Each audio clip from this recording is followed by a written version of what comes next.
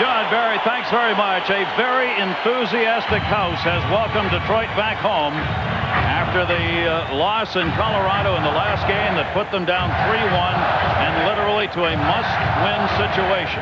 This crowd is ready to send the series back to Denver. Claude Lemieux and Cass, they don't want to go back home to have to play this team again. He played 88 straight before missing Game 4 with a suspension. They really want to weather the storm early. Colorado's goal is to survive the first 10 minutes. You know the Detroit Red Wings, led by Scotty Bowman, want the lead. See the crowd in the background? The Red Wings need them tonight. They want them alive. They can keep them alive with the lead. You see the numbers for Scotty Bowman as a Red Wings coach. Overall, he is #1 in his history in win percentage in games won, regular season, and playoffs. We'll check the lines with you as we start this game out and see how they match them up. Larionov is at center on this line with Yzerman and McCarty. Ramsey will send it back in. Waugh and Osgood are in net. There was some speculation that maybe Detroit would make a change in net. No way on that. Chris Osgood's back in. Cleared back out through the middle. Played there by Kaminsky into the middle. Yzerman tried to get it away. Forsberg's got it. Forsberg, the bump on the far side. Freed the puck up. Lemieux looped in, put the hit on. Claude Lemieux, now Kaminsky doing battle over there. Dugout, not sent anywhere at center. Comes back to Ramsey. He'll drop it back. Both teams want to change it up here. Igor Larionov over to pick the puck up. Can't control it. Long shift for him already. Lemieux leads it in. Lemieux, the shot. Saved by Osgood. So Claude Lemieux's presence is felt in a hurry. A good scoring chance as he picked that puck up at the blue line and dumped a hard wrist shot in on Chris Osgood. Played back into the corner. Avalanche get it out of the zone. Kozlov is there. Bounces up in the air at center. Young had it, lost it. Fedorov's got it. Fedorov, Brown, and Kozlov are together for Detroit on this new line for this game. And what's missing is Steve Yzerman from that line. So Scotty Bowman has split Steve Yzerman from Sergei Fedorov. It will be harder for the Peter Forsberg line of the Avalanche to really go out there and stop them both. Scotty's saying this morning to me that he feels Forsberg has just played even up hockey when he's had the opportunity to be out there against Fedorov. So now he wants to give Fedorov a little more room if he can by maybe keeping him away some of the time from Peter Forsberg. And if he's not able to, Gary, that leaves Steve Yzerman simply to outplay Joe Sakic and the rest of the Red Wings to outplay the rest of the Avalanche. Maybe spreading that scoring out that they need a little bit. Curtis Lesishin sends it in. Osgood back in behind the net. Konstantinov batted away behind the Red Wings net. Red Wings are having real problems getting out of the zone. Draper clears it up and up. They've had a couple of big turnovers early, and our first penalty is going to come, and it's going to be against Colorado. Gary Fraser, our referee tonight, 20 years in the National Hockey League. Started back in 1975, over 977 games refereed by Fraser. He'll make the first call here, and it'll give Detroit the power play. Ryan Englund. Well, Gary, you know, Joe Sakic has been called the unknown superstar, and there's a couple of reasons for that. He played 7 years in Quebec City, a pretty small market, and in his first 3 years, they finished dead last in the NHL. Only 12 total playoff games before this year, and you know what? During the regular season, you develop a reputation, but in the playoffs, you become a star. Joe Sakic has become a star. Gary, Bill? Sure has. His guys are going to have to kill a penalty right now. Greg Johnson, probably the quickest Detroit Red Wings player, little number 23. Without the puck, tried to step around Kurt Lesishin. Lesishin took him down, an obstruction penalty away from the puck, and the Red Wings are on the power. 1:59, the time of the call. You saw Dino Ciccarelli, who'll be out there in the power play unit. All 6 of his goals in this year's playoffs have come on the power play. There's the numbers. Detroit, they've right there. A little bit amazing to me, at least, when I look today, for both these teams on their power play, almost exactly the same percentage effectiveness as they had through 82 games in the regular season. So it's not been the power play that has let Detroit down. It has been their even strength play. Shot back in through the middle, intercepted there and cleared out of the zone in a hurry, but up into the bench by Alexei Gusarov. There is Dino Ciccarelli, who took a big double minor in that last game in Colorado that cost his team a big goal. Now, this is the way Dino Ciccarelli has played in this series. If you can imagine living in a blender or living in a food processor, that's about what it's like for Dino Ciccarelli. You get sliced, you get diced, you get chopped. Some games you end up feeling like a Julian fry when you get out of it. But Dino Ciccarelli has paid the price. Anybody can do this. Not many guys want to the way Dino does. Dino Ciccarelli ranked all-time in playoff goals at 8 with 72. Second in power play goals with 33. Fedorov drops it off to Larionov. Yzerman is in the middle. Also out there in this power play, Ciccarelli. They're the ones up front. Work back to Nicholas Lidstrom. Lidstrom the shot. Deflected in front. Turnaround shot. Ciccarelli was blocked. Picked up by Lidstrom. Lidstrom near side. Yzerman. Ciccarelli's right on the doorstep in front of Patrick Waugh. Yzerman trying to move it in. Power play Detroit. Behind the net. Looking for the wraparound. All the way up. Fedorov, no room. Winds up, fakes. His pass intercepted. Trying to go through 3 Colorado Rockies. They've tried that play, Gary, in the last couple of games, and it hasn't worked very often. Point shot. Lidstrom. Save made by Patrick Waugh, who's not a baseball player. It's still the Avalanche, folks. Don't worry. The Rockies are back home. 40 left on the power play. The last game, the Detroit Red Wings went 1 for 5. They only had 3 shots on goal, so there's one there here in Game 5. Nicky Lidstrom was terrific in Game 3, was on the ice for 3 goals against in Game 4, and wants to really pick his game back up again here. There was his low shot. Look at Dino trying to get there for the rebound. Wasn't one. Here in this series, Detroit has gone 4 for 21 on the power play. Paul Coffey has played his first shift after missing the last couple. There's Coffey out there on the power play unit. They set Coffey on the near side, gunned it in through the screen, save made, rebound. Waugh deflected it to the side on Kozlov. What a chance Kozlov had, down low, jammed it. He's in the bench. Kozlov is on his north. Konstantinov, he went right into the Avalanche bench and down behind it, behind the boards. He has lost his helmet, but he's back out here in the power play. Konstantinov's playing up front on this power play unit in front of the net. So they are really going to try and bother Patrick Waugh. That's Konstantinov up front here with Johnson and Kozlov in this power play. Thought for a second they were playing 4-on-4. They were 4-man. Konstantinov, he went right down behind the boards and was hit. Sakic the shot. Save made by Osgood as the power play ends. 0 for 1 on the power play. Detroit unable to convert. Part of the game plan for the Avalanche, take the body. Even Joe Sakic.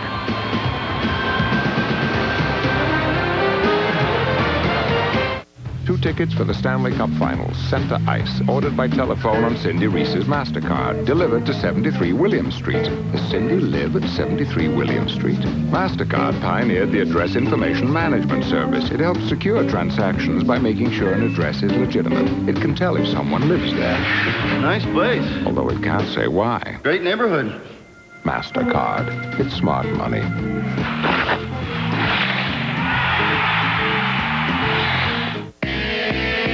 If we violate the laws of physics, will we be punished? Well, we did. We gave Stratus a new type of tire that offers the tread life and enhanced fuel economy of a tire engineered for efficiency, yet sticks to the road like a tire engineered for performance. A clear violation of physical law. Thus far, there have been no legal repercussions. Dodge Stratus. It's full of answers. Now, during the Best Buy celebration, get $1,000 cash savings, 1.9 financing, or a low lease rate. Well, there's 6'5" Huey Krupp, and it pays to have a long stick. 60 inches is maximum. There is Huey Krupp. Watch what he does. Watch to the left of Krupp. He'll spin around. Kozlov has a wide open net. And Huey got the lumber on it, was able to deflect it over the glass and save one for Patrick Waugh. Big chance with a lot of open net right there. Huey Krupp +3 here in the playoffs this season and plays a lot. No score as Detroit had the first power play opportunity and did not convert on it. So they are now 4 for 22 in this series against the Avalanche on the power play. Face off to the right of Osgood will be whistled, and we will do it again. A little argument about it by Chris Draper. To no avail, obviously, here. See moving in behind him there for the Avalanche. Troy Murray is working at a center position with Claude Lemieux and Kaminsky on this line. One back by Murray to the near side point. Ozolinsh dumped it back in behind the net. Nicholas Lidstrom goes back to get it. Red Wings must win to keep their season alive. The Avalanche looking to upset the Red Wings, the #1 team in the NHL, while the Colorado Avalanche finished #2 overall to Detroit. Kaminsky swept it in, could not get through the middle. Taylor's got it. Taylor brings it out through center. Just lost control of that one there. Picked up by Claude Lemieux. Lemieux knocked away from the puck at center. Lapointe dumps it back in. For Detroit in this game, they are missing Keith Primo. The other scratches are primarily those who have not played much at all or those who have been injured throughout the series. So that's the only real change. Yep, they have 7 defensemen dressed. They're only going to go with 11 forwards because Paul Coffey's back. You never know when it's going to go. So they have 7 defensemen dressed. Warren Reichel is out of there for Colorado. Rene Corbet, who played in the last game, also up. Shot saved by Waugh. Good job on Yzerman coming in on the backhand opportunity. Centering pass intercepted. Brought for Young in the middle. Scott Young moves it up. Sakic, Young, and Ricci are out there in a line together. Comes to Yzerman at center to Larionov. Larionov to Yzerman. He's got some room. Shut down by Lefebvre. Good play by Sylvain Lefebvre, who moved over and shut down an alley. Igor Larionov sent it off the near side board. Point shot Coffey deflected out deep. Knocked away to center to Young. Both teams want to change. Young will jam it in. Osgood back to get it. Osgood drops it off. Both teams coming over the benches here in the scoreless first period. We have played 5 minutes worth. Sent back deeper into the corner. Right now, the Avalanche having the better of it, getting it out of the zone in a hurry. Keane chips it up. Yell was there, knocked down and cleared out by Fetisov. They've been able to get it out of the zone in a hurry, but Mark Crawford again this morning talked about how his players, most of them reluctant, the forwards, to dump it in deep and get it in deep. They got it in deep now, but as easily as they're getting it out, they're not getting it in. They only had 14 shots. 14 goals picked up in this series, whether against 10 for Detroit. Not a lot, but enough. Fedorov! What a save up high! Patrick Waugh. Vicious shot by Fedorov, who's trying desperately to get things going here for Detroit. They need a goal out of him. No goals in the last 10 games for Sergei Fedorov here in the playoffs. Fetisov starts it from behind the net. Slava drops it off. Avalanche playing back except for the 1-4 checker Forsberg, who forced that deep. Martin Lapointe dumps it off. They come to the middle. Johnson racing down the middle. Sets up the screen. Johnson the chance. Dropped it. Draper hit the outside of the net. He had Patrick Waugh the other way, but he didn't have the angle. Sent up by Lemieux. Icing call coming, or yes, there will be. Touched up by Nicholas Lidstrom. Great piece of back-checking by Claude Lemieux because Greg Johnson had the big head of steam going. And Sergei Fedorov is really in uncharted waters. 10 games without a goal. His longest slump of the regular season was 6. Patrick Waugh, it pays to be a 6-footer plus when Sergei Fedorov decides to go high to the short side. Now here's Fedorov with room. Because of his speed, you got to lay off him a little bit. Lefebvre laid off, and that allowed Fedorov to try one high to the short side. Great shoulder save. And then Chris Draper came down with Greg Johnson. There's the attempt of Greg Johnson. Claude Lemieux all over him. No penalty on the play. He was just beside him the way he was supposed to be. Another chance missed right there as they had Waugh to the opposite side of the net. Could not convert on it. Claude Lemieux stays out there on this line. One back to Nicholas Lidstrom on the face-off by Draper. Detroit in their offensive zone here, trying to get that important first goal. Lapointe to Draper. Draper trying to wrap around. Ricci won't let him. Draper had it poke checked away. Control for a moment. Comes up the near side boards and kicked out by Lemieux. Nicholas Lidstrom comes back to get it. The Detroit Red Wings here at home in the playoffs are game above 500, 5-4. They've outscored the opposition 25-18 here at home this year, but not a particularly good record at home in the playoffs for a team which has played here so well during the regular season, and they lost only 3 games at home. Both teams changing on the fly. Huey Krupp picks up the loose puck. Krupp turning it back into the middle to Young. Young looking up for Sakic. Couldn't reach that one. Paul Coffey back out. Sends it wide side. Detmar up on the check. McCarty at center will tip it in. This will be an icing call. Touched by Krupp. 12:03 left to go in the first period here in Detroit. Must-win game for the Red Wings. No score.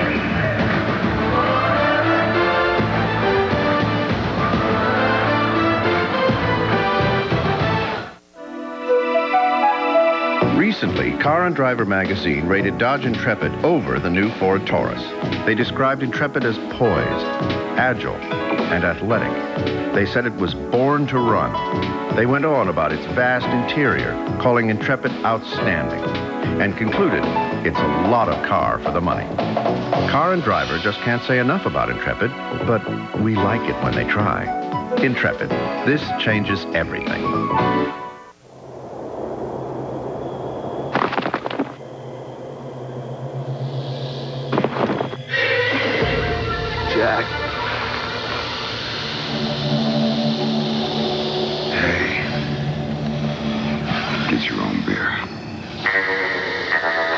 1973, original Coors in the yellow can. So here Ray got a new pickup. What? Welcome back, everybody. Great to have you with us. Our exclusive coverage of this Game 5 in Detroit. No score in the first period. Our new Dodge intermission report upcoming. We'll take you back to John and Barry, who'll be joined by the one and only Chris Berman with his own insights on the NHL. Barry's got a first period breakdown of tonight's action. Chicago, yes, indeed. Did Michael have a day? They'll tell you all about it on our new Dodge intermission report. Face-off will come to the right of Osgood. The Avalanche looking to head home with a Western Conference championship if they come away with a W. They wanted to weather the storm in the first 10 minutes. There hasn't been that much of a storm, and we played 8. Only 6 total shots, 4-2 in favor of Detroit here so far. Kozlov, Fedorov sends it in wide to Patrick Waugh. Doug Brown, who had a goal in the last game, has moved up now with Fedorov on this line. Two of them who played so well together over the past 2 seasons, reunited in this must-win situation for Detroit. Brought back in the middle, Kozlov. This got taken out of the play by Forsberg, knocked down by Fedorov. Fedorov tried to center it for Brown, and it deflected back into the middle. Fedorov will probably see as much ice time as he's seen in any game tonight. Doug Brown the shot, Waugh the save. Adam Foote picks it up, flips it away to Brown. Brown looking in the middle for Fedorov. Instead goes to Kozlov. Kozlov up, foot right on him. Forsberg reached in, deflected momentarily. Brown centered again, near side. Brown was cutting, couldn't get a stick on it. Knocked away, and Clem had it and got it out of the zone. Detmeyer's trying to get through the middle camp. Peter Forsberg might see as much time as Sergei Fedorov. It looks like Mark Crawford's going to have Forsberg out there any chance he can against Fedorov. That time he was out there with the checking line with John Clem on one side. Among the people getting a chance to play tonight, whether or not he, or I should say dressed, I guess, at this point, rather than playing, Chris Simon. That hasn't played very much, time-wise. No, just finished his first shift. There was Forsberg between Simon and John Clem. Mark Bergevin went down low on him, and Simon tried to get him up high. They were yapping at each other. It looked like Bergevin actually clipped him with a stick on the way up.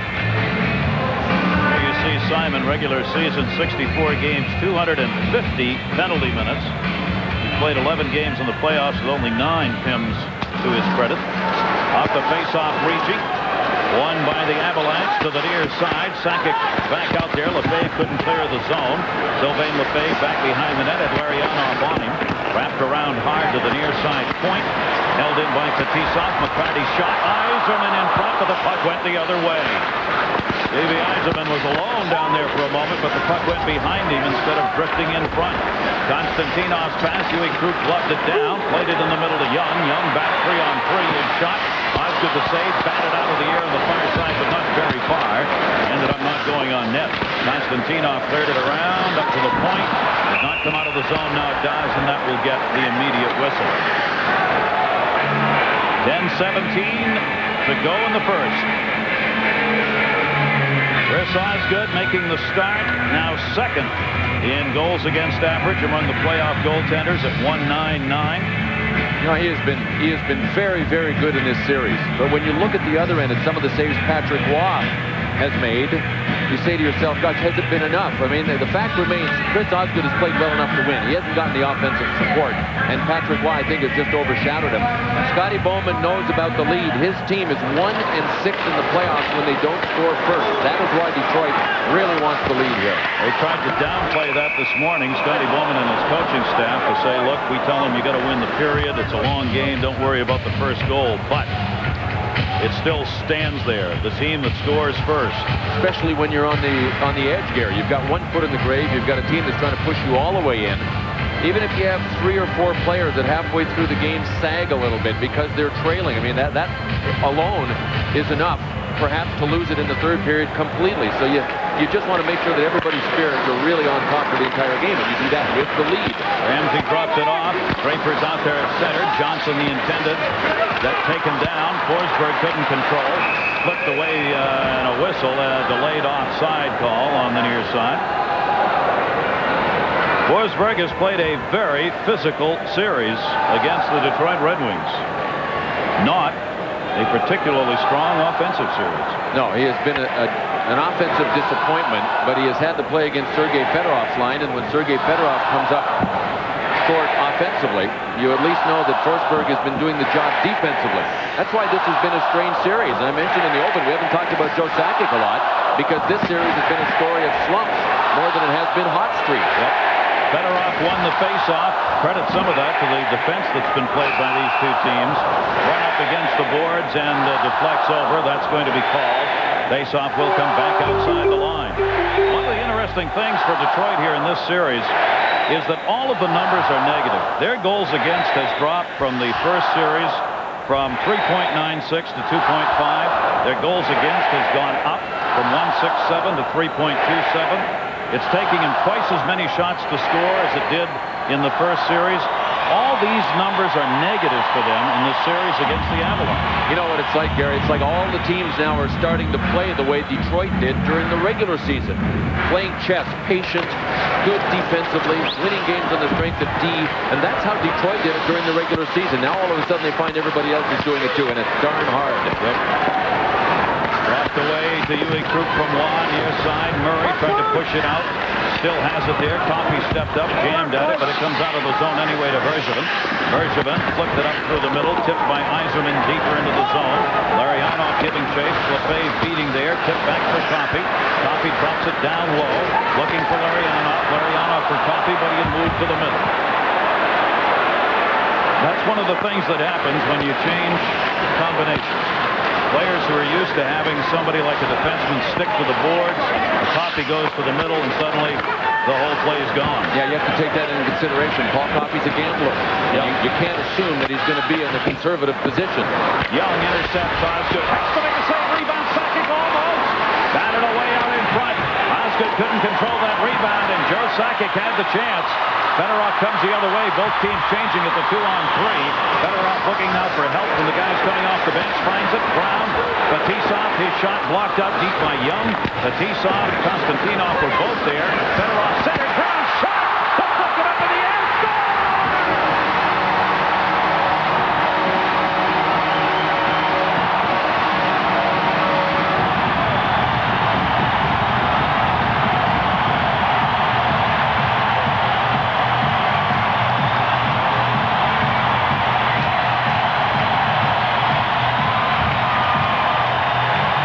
Vyacheslav Kozlov on a rebound has the big first goal.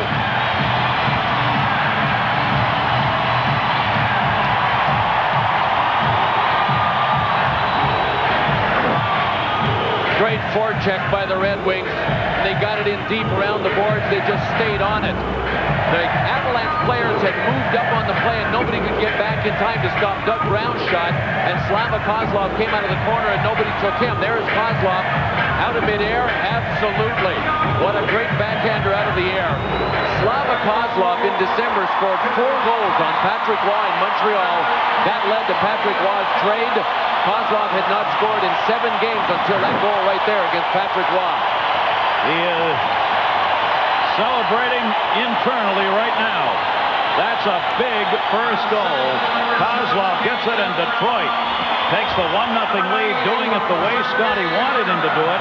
Charge the net, get the rebounds in front, and father Patrick Waugh. Ugly.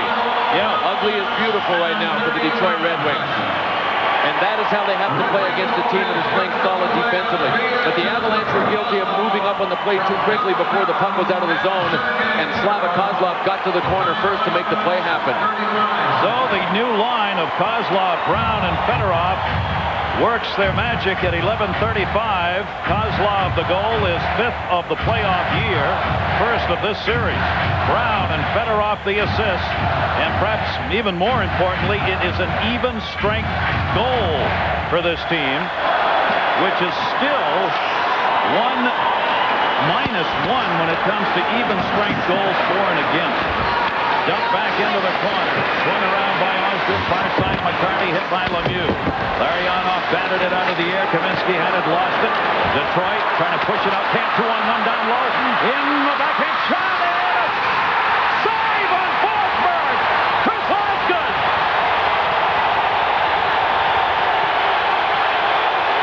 1-0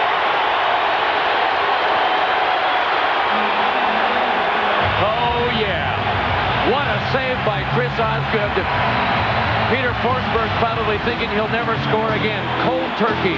Backhand glove save by Osgood. Made it look easy.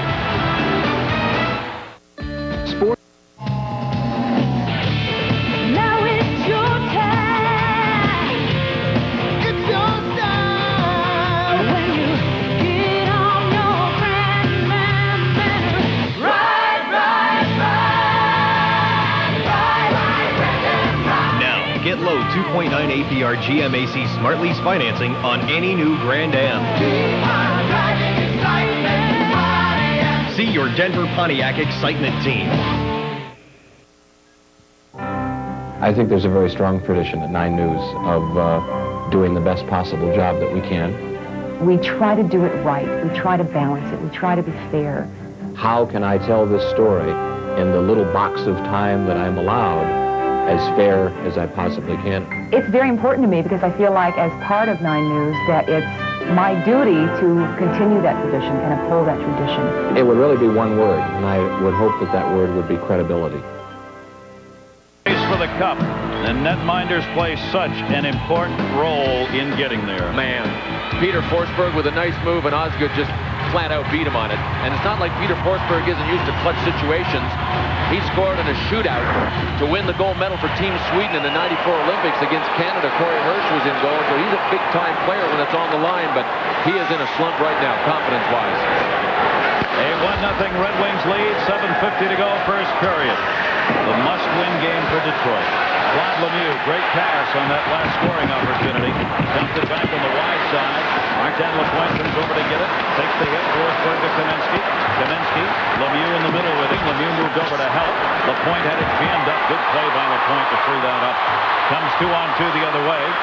Yzerman. Larionov is cutting in the middle. Centering pass. Just chipped away to a quick shot. Wide. Constantino. They score!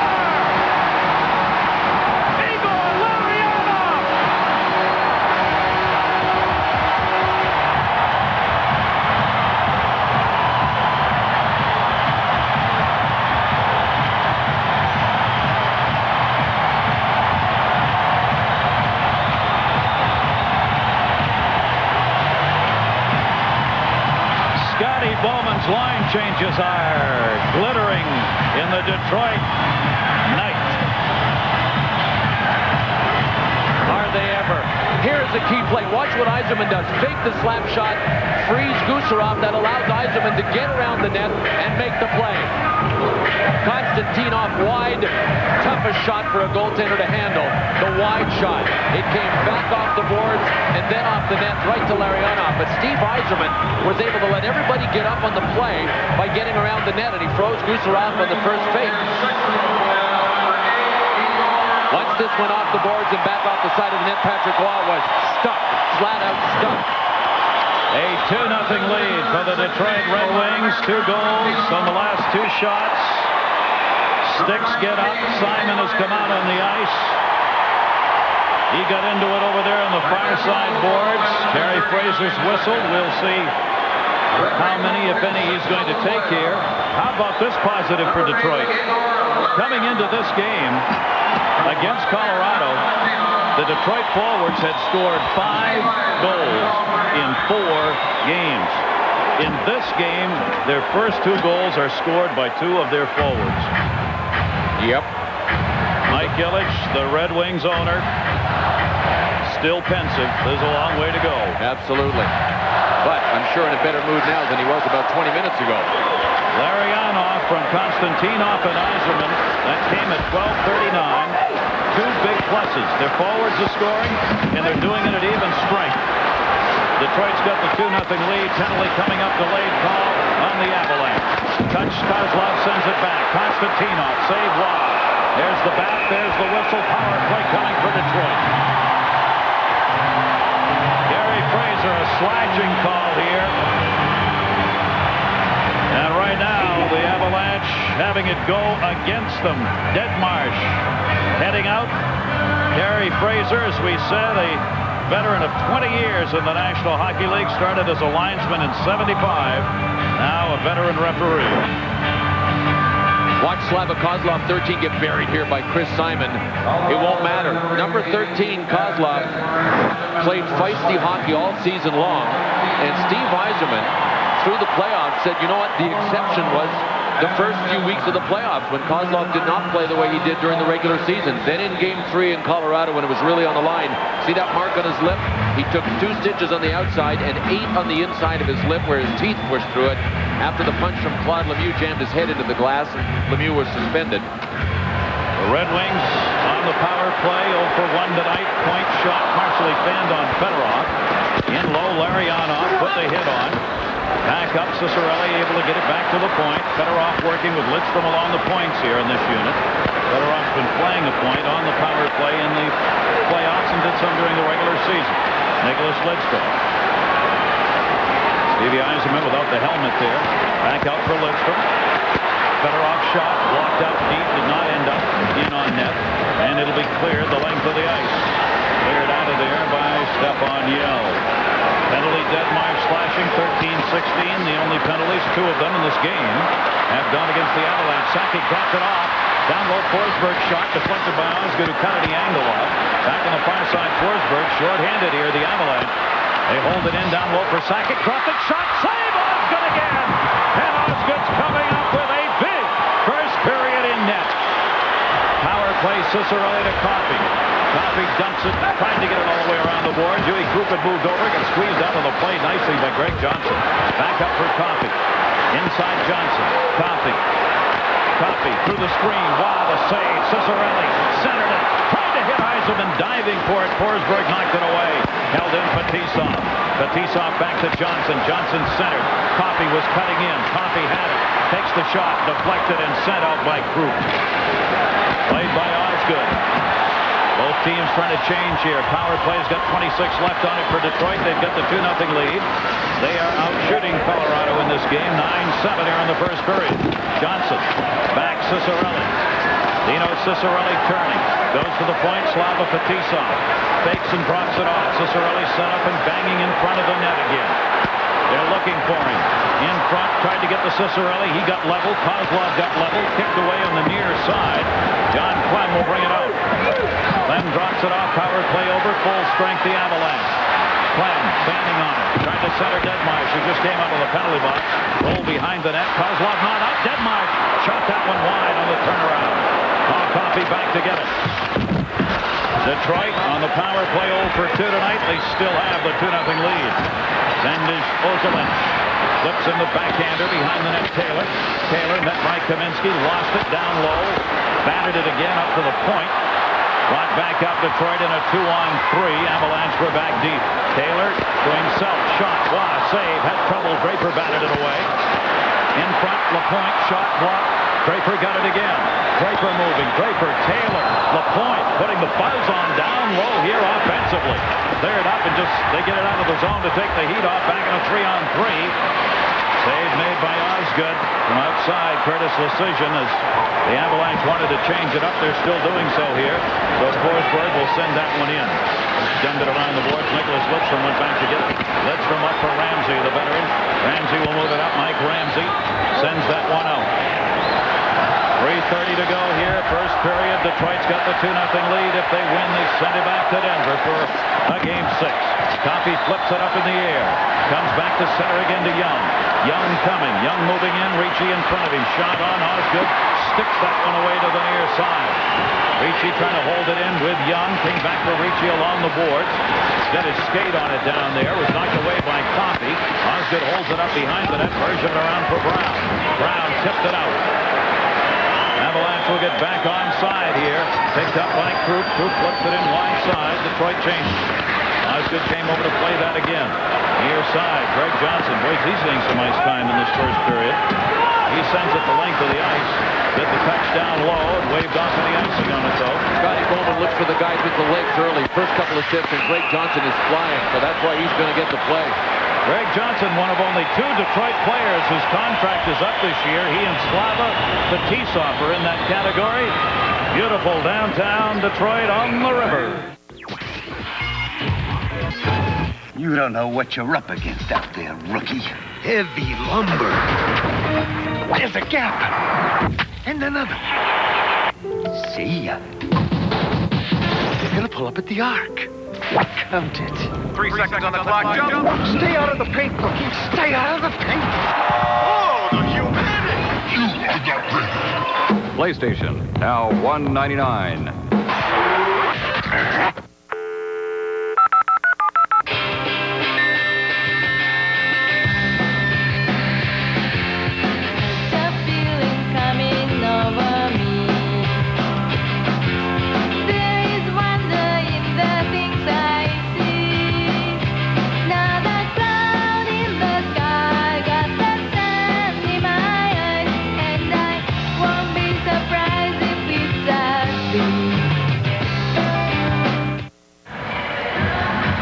Excited Detroit crowd even before this game started.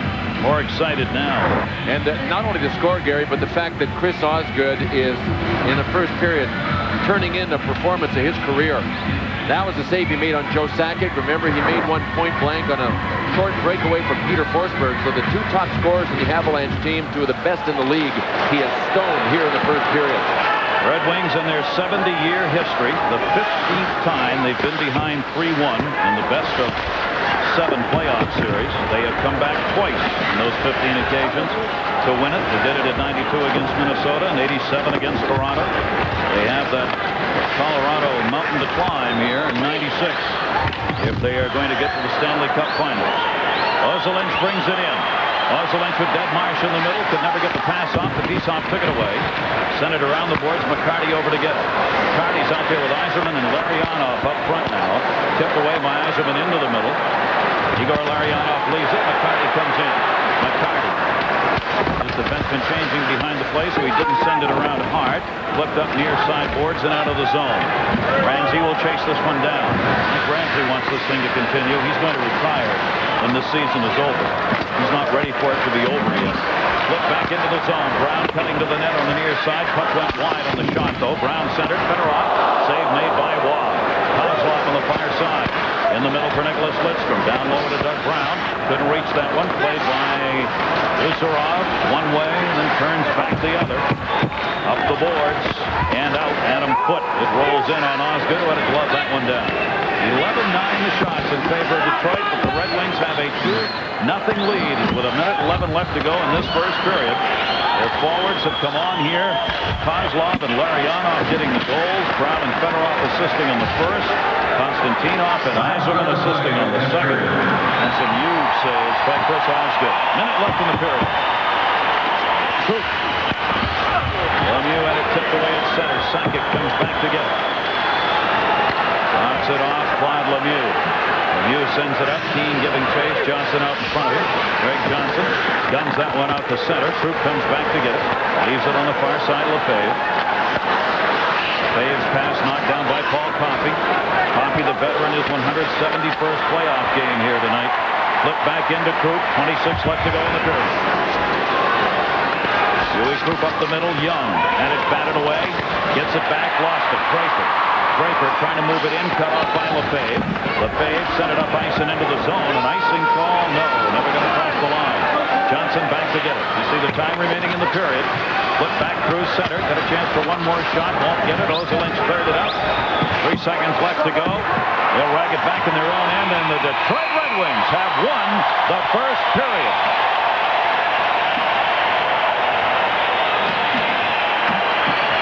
Well, Chris Simon made it to the ice surface one last time, and he went right for Mark Bergevin. Darren McCarty jumped in to help, but Chris Simon is in the middle of it.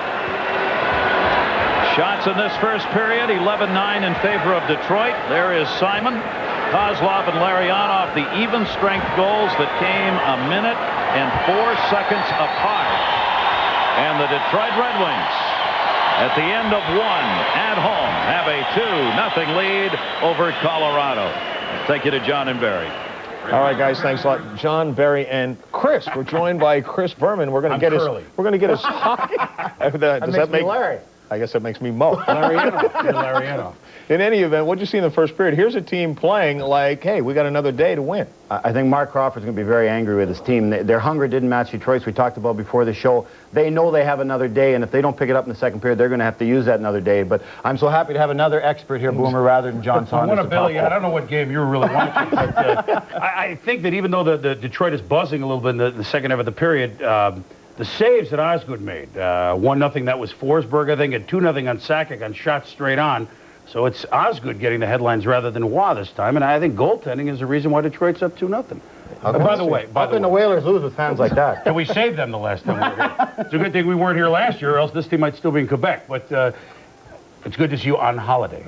Well, thank you. Happy Memorial Day for most people here, but for we Canadians, Queen Victoria Day. The celebration is on. All right, stick around. 300 years old when we come back, it's the new Dodge Intermission Report. She still has a birthday every year. And we will roll along. 2-0 is the score right now. We will hear from Chris Berman, his nicknames. Stick around. When we come back, it's hockey related.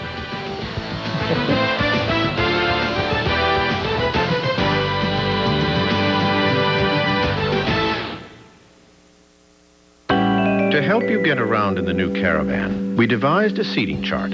We put the back seats on wheels, so they roll in and out. They fold flat, they recline, or they can be replaced by a pair of captain's chairs. So if you want Caravan to fit the way you live, feel free to rearrange the furniture. The new Dodge Caravan. This year, Motor Trend's Car of the Year is more than a car, it's the new Caravan. Introducing the Michelin X1 with a 6-year unlimited mileage tread life warranty. It gives you better wet traction than any rain tire, plus control in any driving condition. After all, it hasn't rained that much in years. It's mine. It's all mine. They have now entered Prague. What? This is impossible. How can they do this? Stop. Stop. Every day, MasterCard opens over 3,000 new acceptance locations worldwide. At least we still have Cochabamba.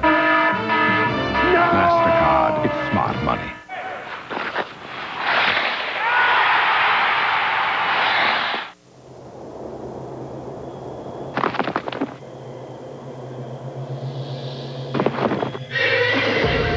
Jack. Hey. Get your own beer. Since 1873, original Coors in the yellow can. So I hear Ray got a new pickup. What? Excuse me. Mom, Daddy, you are such wonderful parents. There aren't enough choirs to sing your praises, not enough stone to carve a worthy monument. So let's go to McDonald's to celebrate you. You really want to get to McDonald's today? 2 words. Arch Deluxe? Care to join us? Introducing the burger with the grown-up taste. McDonald's Arch Deluxe.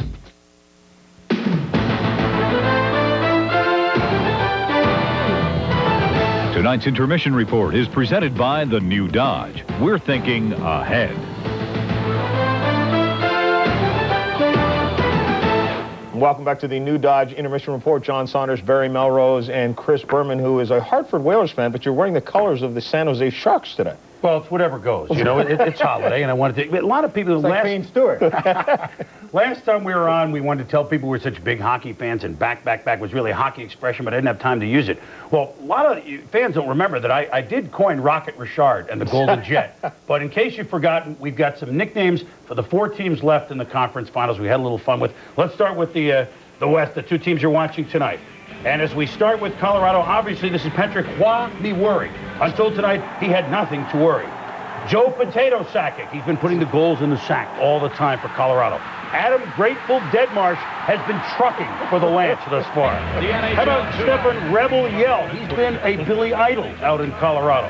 And ask the Blackhawks about Sandis Ozolinch that stole Christmas. He stole one of the games in the Blackhawks. For Detroit, Mike, Laverne, and Shirley. Not big for the TV show lately. Mike hadn't played since the last series. Chris, tonight has been the Wizard of Osgood, hence the 2-0 lead. Unfortunately, Paul has been decaffeinated coffee. He missed 2 games in this series. Steve Betty Davis Iserman got the win in the big game against the Blues. And Keith Pasta Primo Vera. The big guys like the pasta, too. I don't know. We're just cooking something up here for the West. You ready for this? You don't remember me with the Golden Jet. No, that was mine. That was yours? Babe Ruth was yours. Well, that was too, but that's another sport. You were young then. Way young. Well, let's go on to the East, and I'll let you know what's up with Pittsburgh and the Florida Panthers, because Jaromir is obviously Baron Yager. This is something we discussed late the other night. Can look at that little Rickett make the save for Pittsburgh. Tom, Herb Alpert, and the Tijuana Barrasso. It's a stretch, but I like those album covers. Ron Bibala Francis, unfortunately, of course, is out for the series. And Sergei Bronx Zubov came from New York, of course. Now, for Florida, John Tom Van Meesbrook. This is the new mask that we're going to use. Scott John Cougar Mellenby. He's a big rock and roller for the Panther. Johann the World according to Garpenloff. No question about that one. Now, this one, we get religious for you because Ray, the Lord is my shepherd. What a pickup he was this year. But how about the captain, Brian Totally Scroodland? I didn't say you that one. I figured you'd like that one. Well, it's cable. Well, so at any rate, that's what we've cooked up for the 4 teams. And, you know, if anyone else wants to venture into the conference finals, we'll try our hand with that. Absolutely. We'll break it down. And thanks for joining us. Brian Scroodland. Chris Sean Berman. How about that one? Keeping it with the hockey things, and a guy who used to play for the Red Wings. Thanks for dropping by. Well, I got to put my skates on and go to baseball. Stay with us. Take us through the Sports Center segment. We got a bunch more to go. Stick around. We will continue with more of the new Dodge Intermission Report in just a moment. Michael Jordan, no nickname needed for him. He is headed to the finals once again.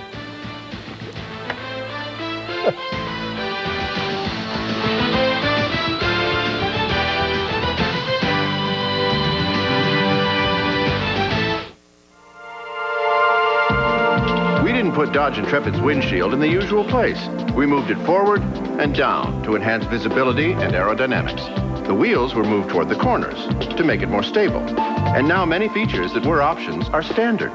So even though Intrepid has air, speed control, power windows, and more, the price isn't where you'd expect to find it either. It's lower. Dodge Intrepid. This changes everything. Ladies and gentlemen, athletic lunacy will be served up daily, fresh, piping hot. Please come back a second. The X Games, sponsored in part by Mountain Dew. Hey, you. Want to get this Motorola pager? Yeah! Okay, first do this. Then send in $35 and 10 proofs, and you'll get this. Plus 6 months of free airtime from Mobilecom. But that's not all. Wink? That's right. Each week you'll get beat for great deals on fabulous stuff like this.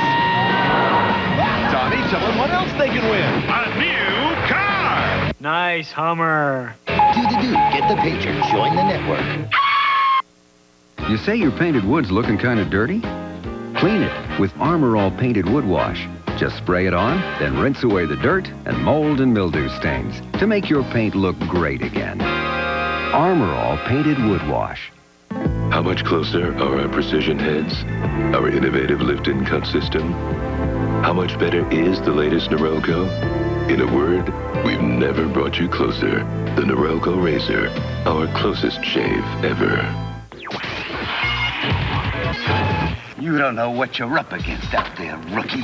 Heavy lumber. There's a gap. And another. See ya. They're gonna pull up at the arc. Count it. 3 seconds on the clock. Jump. Stay out of the paint, rookie. Stay out of the paint. Oh, the humanity. You are the PlayStation, now $199. Continuing with the new Dodge Intermission Report, John Saunders, Barry Melrose, and Chris Berman. And listen for a reference to the Village People. Still to come. Shaq needed a big game, Boomer. Ooh! Taking late early. Taking the loft for Bowie. Pippen to Jordan. A nice little leaner in the dunk. And your 2 favorite players, Barry? Now that Shaq's out, Pippen to Jordan again. The 3-pointer, and it's a keeper. Now that Shaq's out. Shaq had a big game, and he's had big games throughout this series. Not enough as they are headed back to the finals once again. They won 3 in a row. 106-101 is the final there, and they get swept. Now in baseball, the Red Sox blow at the A's 10-3. Tim Wakefield, a complete game 8-hitter with 7 strikeouts. The White Sox leading the Jays now in the 3rd inning. Boom. John, Detroit's bringing out some pitching hope. The youngster Justin Thompson on the road is pitching for Detroit in a good game against Kansas City Royals. They did 1-0 in the 2nd. In the National League, Houston over Pittsburgh 5-3 is that final. Craig Biggio 3 for 3, including a home run. 2 runs batted in. Colorado beat St. Louis 5-2. Well, the news is that Atlanta beat the Cubs 9-1. Klesko had a grand slam, his 16th homer, but Amore Telemaco Mako Man pitched this game for the Cubs. The Marlins beat Cincinnati 6-2. Conine the Barbarian had a solo home run. The Village people live in 1996. Sorry. The Padres leading the Expos in the 4th inning. Of course, Chris, you will have all of this and more tonight on Baseball Tonight following the game. This man thinks he's just pledged undying love for his girlfriend, Midge. He hasn't. He also thinks he's tasted new Miller beer. He hasn't. Brand new Miller beer. Say ah, not duh. Look for the red label. To the designers of the Dodge Stratus, performance isn't just how a car handles, but what it handles. So along with a rigid frame and modified double wishbone suspension for control, they also developed the biggest trunk in its class. So Stratus isn't just a great driver's car, it's a great packer's car. Dodge Stratus. It's full of answers. Now during the Best Buy celebration, get $1,000 cash savings, 1.9 financing, or a low lease rate. They are thunder and lightning, part daredevil and part dynamite. Feel their power in the explosive video, Champions Forever. Plus, get this authentic Everlast ringside sweatshirt, both free with your paid subscription to Sports Illustrated. In Champions Forever, the 5 most acclaimed heavyweights. I'm still the greatest of all time. Ali, Frazier, Norton, Holmes, and Foreman give you a hard-hitting look at their super fights and their beyond-the-ropes battles for survival. I grew up out of the gutter, robbing and stealing. Get this two-fisted hit kit free when you order 54 issues of SI for only $1.48 an issue. Save over 55% off the cover price. Use your credit card. Time to be pretty like me. Your Champions video and heavyweight Everlast sweatshirt, a power-packed combination free from SI. Call now. See how it feels. It's a sports experience like no other. Sports Illustrated. Get into it. This man thinks he's just won the lottery. He hasn't. He also thinks he's tasted new Miller beer. He hasn't. Brand new Miller beer. Say ah, not duh. Look for the red label. You know, being around Jack, he's a great guy to work for. Just how much you learn being with the guy, you can't get sick of it. You really can't. It's great. Do I think there'll be another Jack Nicklaus? No. I don't think there will. More of the new Dodge intermission report. Impressive period for the Red Wings. I loved what the Russians did. Fedorov had some speed. You saw him back the defense up a couple times. Kozlov got a big goal. Larionov's effective tonight. So the good things are happening for them. But, Boomer, I need a prediction for the next series, Florida. I like a suntan, but you know Byron Yager. Yeah. Too much individual talent finally does in the Panther. Boy, the Panthers have been a great series. You could have predicted Miami and Denver as possible sites for the Stanley Cup Finals. We need a new Swami. All right, thanks for dropping by. 2 times now, by the way. You're officially an honorary Canadian. We're going to buy you 2 for after the game. One's going to have a mouse in it, though. All right, that's it for the new Dodge intermission report. And a reminder, the Panthers and the Penguins will have that one next. Right now, the Red Wings are up 2-0.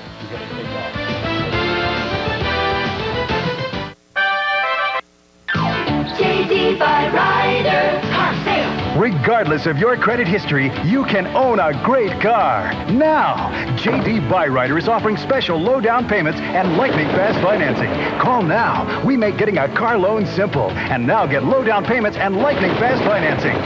We got the credit, we got the cars. JD Byrider Car Sale. We got the credit, we got the cars.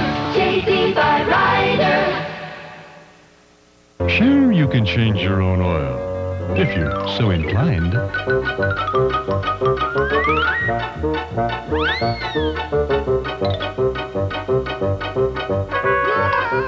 Meanwhile, Meanwhile, at Grease Monkey, they'll change your oil and filter, lubricate your chassis, check your vital fluids, wash your windows, and vacuum your interior, all in about 10 minutes.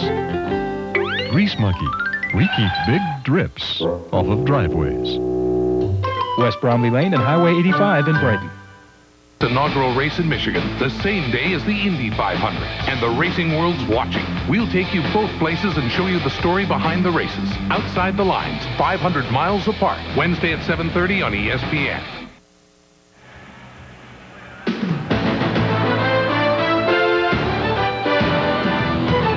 ESPN's coverage of the Stanley Cup playoffs is brought to you by Visa. It's everywhere you want to be. By the new Dodge, we're thinking ahead. And by new Miller Beer, the brand new beer from Miller with big flavor that goes down easy.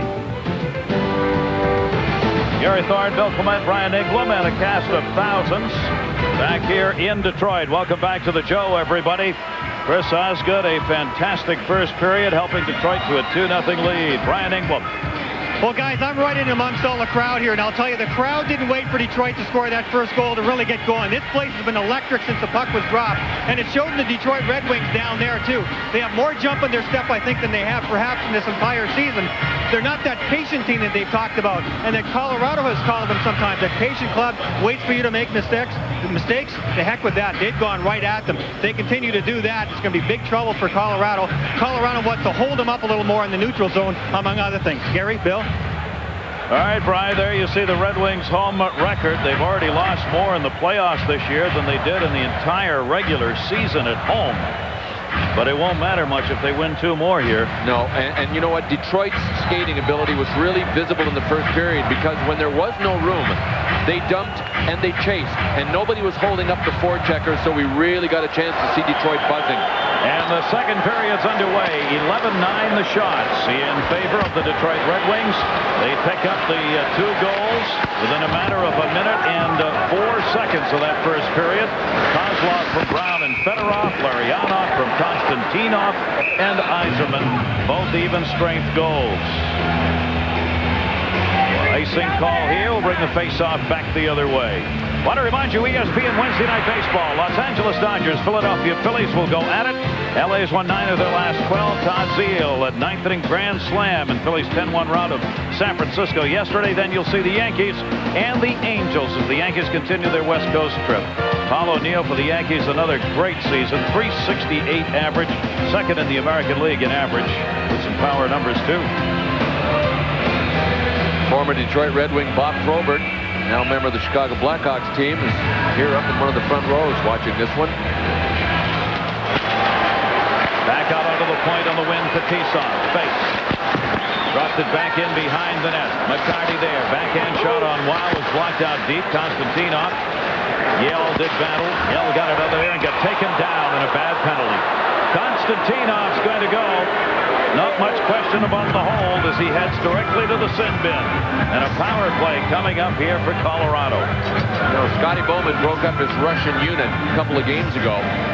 But he got results from 4 of the 5 Russians in this game so far. Konstantinov picked up an assist. Fedorov has an assist. And Kozlov and Larionov are the goal scorers. Slava Fetisov is the only Russian of the Russian unit that doesn't have a point, but he's a +2. He was on the ice for both goals in the first period, so he's getting great mileage. And leave it to Scotty Bowman to tweak his lines one more time. This is a brand new set of lines, first time in this series that we're seeing in this game, and he has a 2-0 lead with him. They have produced for him. Here's the first power play of the game for the Avalanche, as they'll take it back in their own end. Kaminsky drops it back out. Sakic in the middle.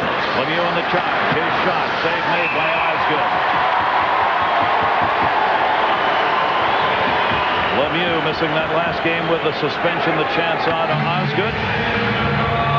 Chris Osgood is quickly stealing the show in this one from Patrick Waugh. We go back to the first period. A short breakaway by Peter Forsberg. Chris Osgood with the glove ready for it.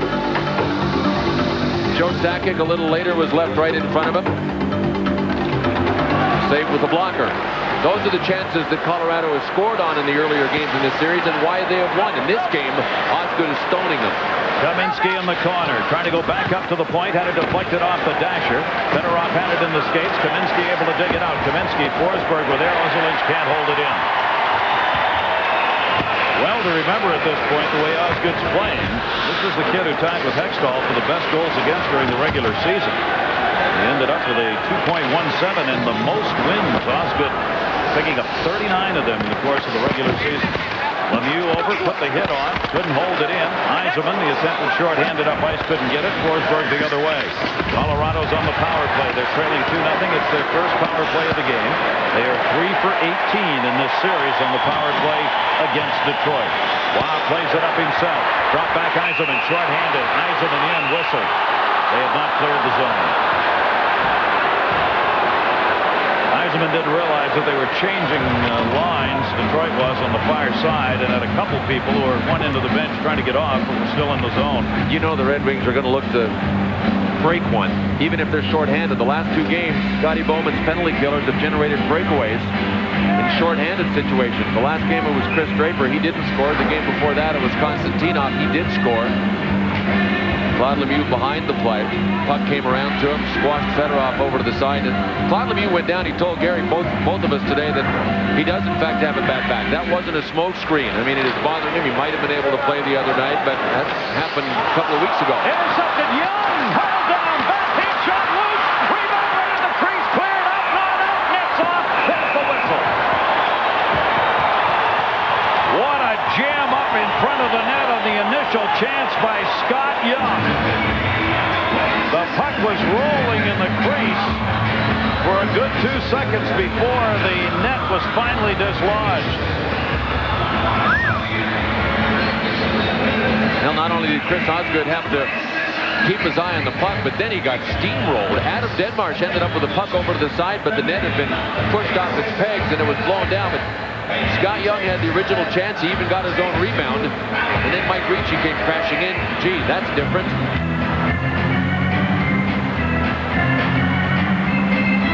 Mike Ricci wasn't able to get a piece of it. Chris Osgood, as soon as he got up and spotted the puck, the first thing he did was turn his glove open to face the shooter. Osgood did. Mike Ricci did what he does best, crash the net. Mike Ricci's doubled his points per game output here in the playoffs from what he had in the regular season. He's played spectacularly well in setting people up. Sakic moving it in. Ricci with it. Sakic cutting. Ricci in front. The tip scores! It continues red hot for him. Mike Ricci, a power play goal. And Colorado's on the board. The Detroit lead cut 2-1 on Konstantinov's penalty. Mike Ricci driving the net again. Chris Osgood left a rebound. It was only a little rebound, but Chris Osgood looked like he was almost in his net when he left the rebound, so Mike Ricci just took a chop at it and was able to get it by Chris Osgood, but he made the original save. Here's Joe Sakic as he's crossing. There's Mike Ricci going to the net. Little backhand shot. You see Chris Osgood, and one of his pads is actually on the goal line, and he left the rebound right here, right out for Mike Ricci. Having trouble figuring out what Chris Osgood did on that play, because he moved right back into his net and left the rebound. It almost looked like he vacated that side of the net. Ricci had a little tap in. An easy chance. Osgood had made the save, but still would have been a goal. I wonder if he caught his foot in a run or something and went down here, because he's looking down now. I mean, that just was not a typical position for Chris Osgood to be in when that little shot got to him. Big goal. There you see the 5-0 advantage for Colorado. They're 1-for-1 on the power play in the game. As Ricci gets his first of this series, third of the playoffs this year. Sakic and Denmarsh the assists at 2:20. Simon trying to move it in on the far side. Taken out by Konstantinov. Konstantinov owes his team one. That penalty he picked up that created that power play was not a good penalty. It was a center ice holding call that had nothing to do with anything. Played back in behind the net for Tisov. Slava moving up the near side boards, backhands it out into the middle. McCarty's crisscrossing at center. Moving back in, Larionov looking. Drops it for Tisov. Waited, shot! Hit the outside of the net, maybe the goaltender's stick. Stevie Eiserman was open. Patrick Roy reached back with a stick. May have gotten a piece of that, although it looked like it was going to hit the side of the net.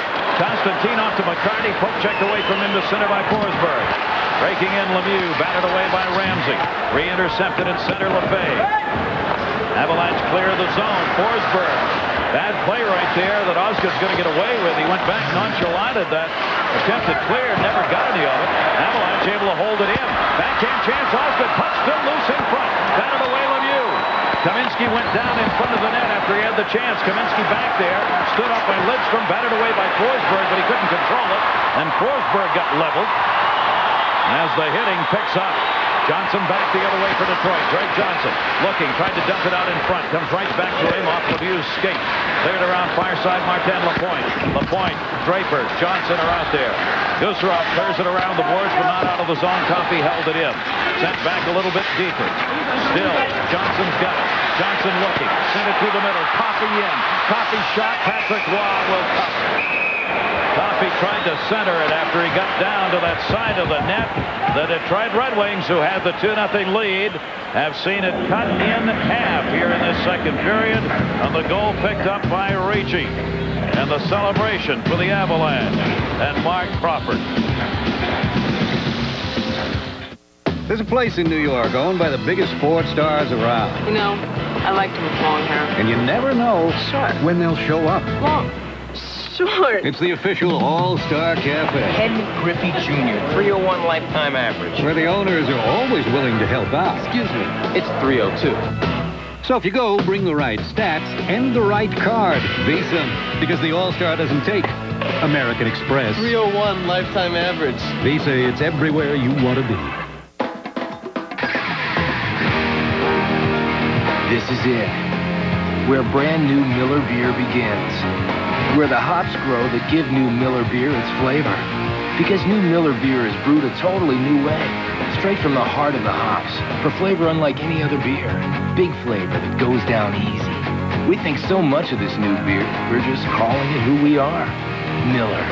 Brand new Miller beer. Reach for what's out there.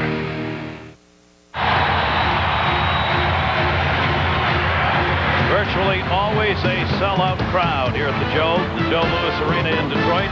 These hockey fans, always over 19,000 plus, virtually every game, SRO crowd, and certainly that way tonight. A 2-1 Detroit lead. Detroit must win it to keep this series alive. Center, Fedorov shot blocked, rebound shot deflected wide. He had two chances. Yell blocked the first one, and Lefebvre lifts it over the glass into the seats. Iron Man Sylvain Lefebvre, a very consistent defenseman. Not only consistent, Gary, but very important because he is paired with Sandis Ozolinsh. And the Avalanche experimented with just about everybody paired with Ozolinsh because they were stuck in no man's land in the standings for most of the season after the halfway point. But Lefebvre actually communicates with Ozolinsh both in their second languages, which is English. He acts as a quarterback very often. When Ozolinsh is heading up ice with the puck, which he likes to do, Lefebvre will either yell no, or Sanders to call him back, so he acts as an extra set of eyes for Ozolinsh. One back to the point, Detroit sent in, scores! Paul Coffey gunned it in! Patrick Roy never saw it!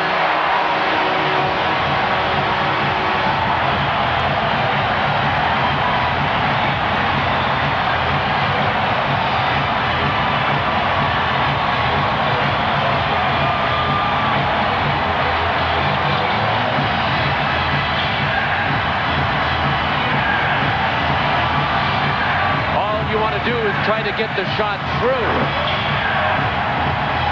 From the faceoff, right off it, Sergei Fedorov against Mike Ricci. He drew it back. All Paul Coffey wants to do is get the shot through. He got it through to Sergei Fedorov, who looked like he deflected it. Mike Ricci let him go.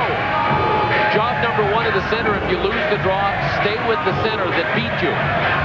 Mike Ricci had him. There you can see him from goal cam. Mike Ricci had him and then let him go, and Sergei Fedorov with a little deflection that fooled Patrick Roy.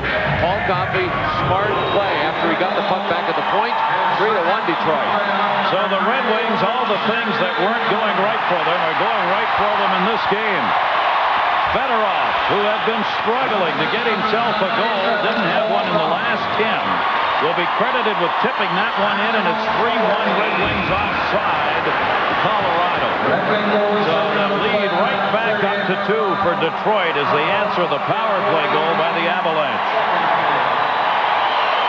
But would this be something if Sergei Fedorov can catch on fire right now? Brian Engblom. Hey, guys, we've been watching Paul Coffey take shots like that his entire career. It's no fluke that he has more points than anybody else in the history of the game from the blue line. Always has his head up. Most of the time, he shoots the puck just like that. Almost never with a big slap shot, and it's always close to somebody on his team. That time it paid off big-time dividends. You know what happens in the playoffs, too? Everybody becomes a shot blocker. So if you wind up with the big slap shot look, somebody's going to go down to block it. Paul Coffey never telegraphed. Fedorov gets the goal. Coffey the assist. Just the second goal of the playoffs for Sergei Fedorov. Back up to the point, not out. Shot over the head of Osgood. Just ripped in high that time by Ozolinsh. Detroit back. Decision steps up, gunned it away. Kaminsky. He's not been scoring either. That one deflected up into the seats. There'll be a souvenir there. And a 3-1 Red Wings lead on Fedorov's goal at 4:18. Our coverage continues. Exclusive coverage of the Panthers-Penguins Game 5 tomorrow night at 7:30 Eastern Time. The race for the Cup, only 4 teams left to get their names on it. These are 2 of them. If this series goes back to Denver, we'll be there Wednesday night at 8:30 Eastern Time. 15-13 the shots in favor of the Avalanche now, but they're down by 2. Konstantinov swings it around and out after Fedorov won the draw. Gusarov intercepts, sent in, deflected to Konstantinov. Dumped back out of the zone. Fedorov, Fetisov. Fetisov turning it back up. Doug Brown out there now, being made an honorary part of the Soviet 5. That'll be deflected back in off a high stick, and they'll go out to center. Dougie, the only one out there now, not a member of the so-called Russian unit. Brownov, OV, on the end of his name. There is Slava Fetisov talking with him this morning. He has been asked by the current Yeltsin government of the Confederated States to go back and head up their entire sports program.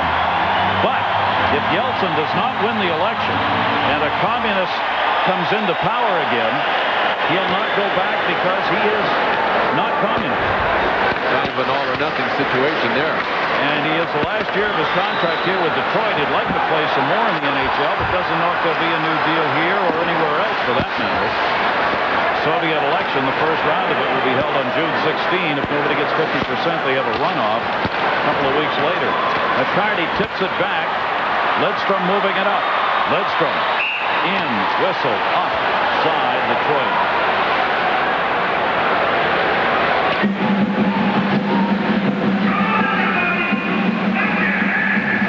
Remember the big 4 we talked about before the game? The 4 top goal scorers during the regular season for the Detroit Red Wings. They had been scoreless in this series so far, but not so now.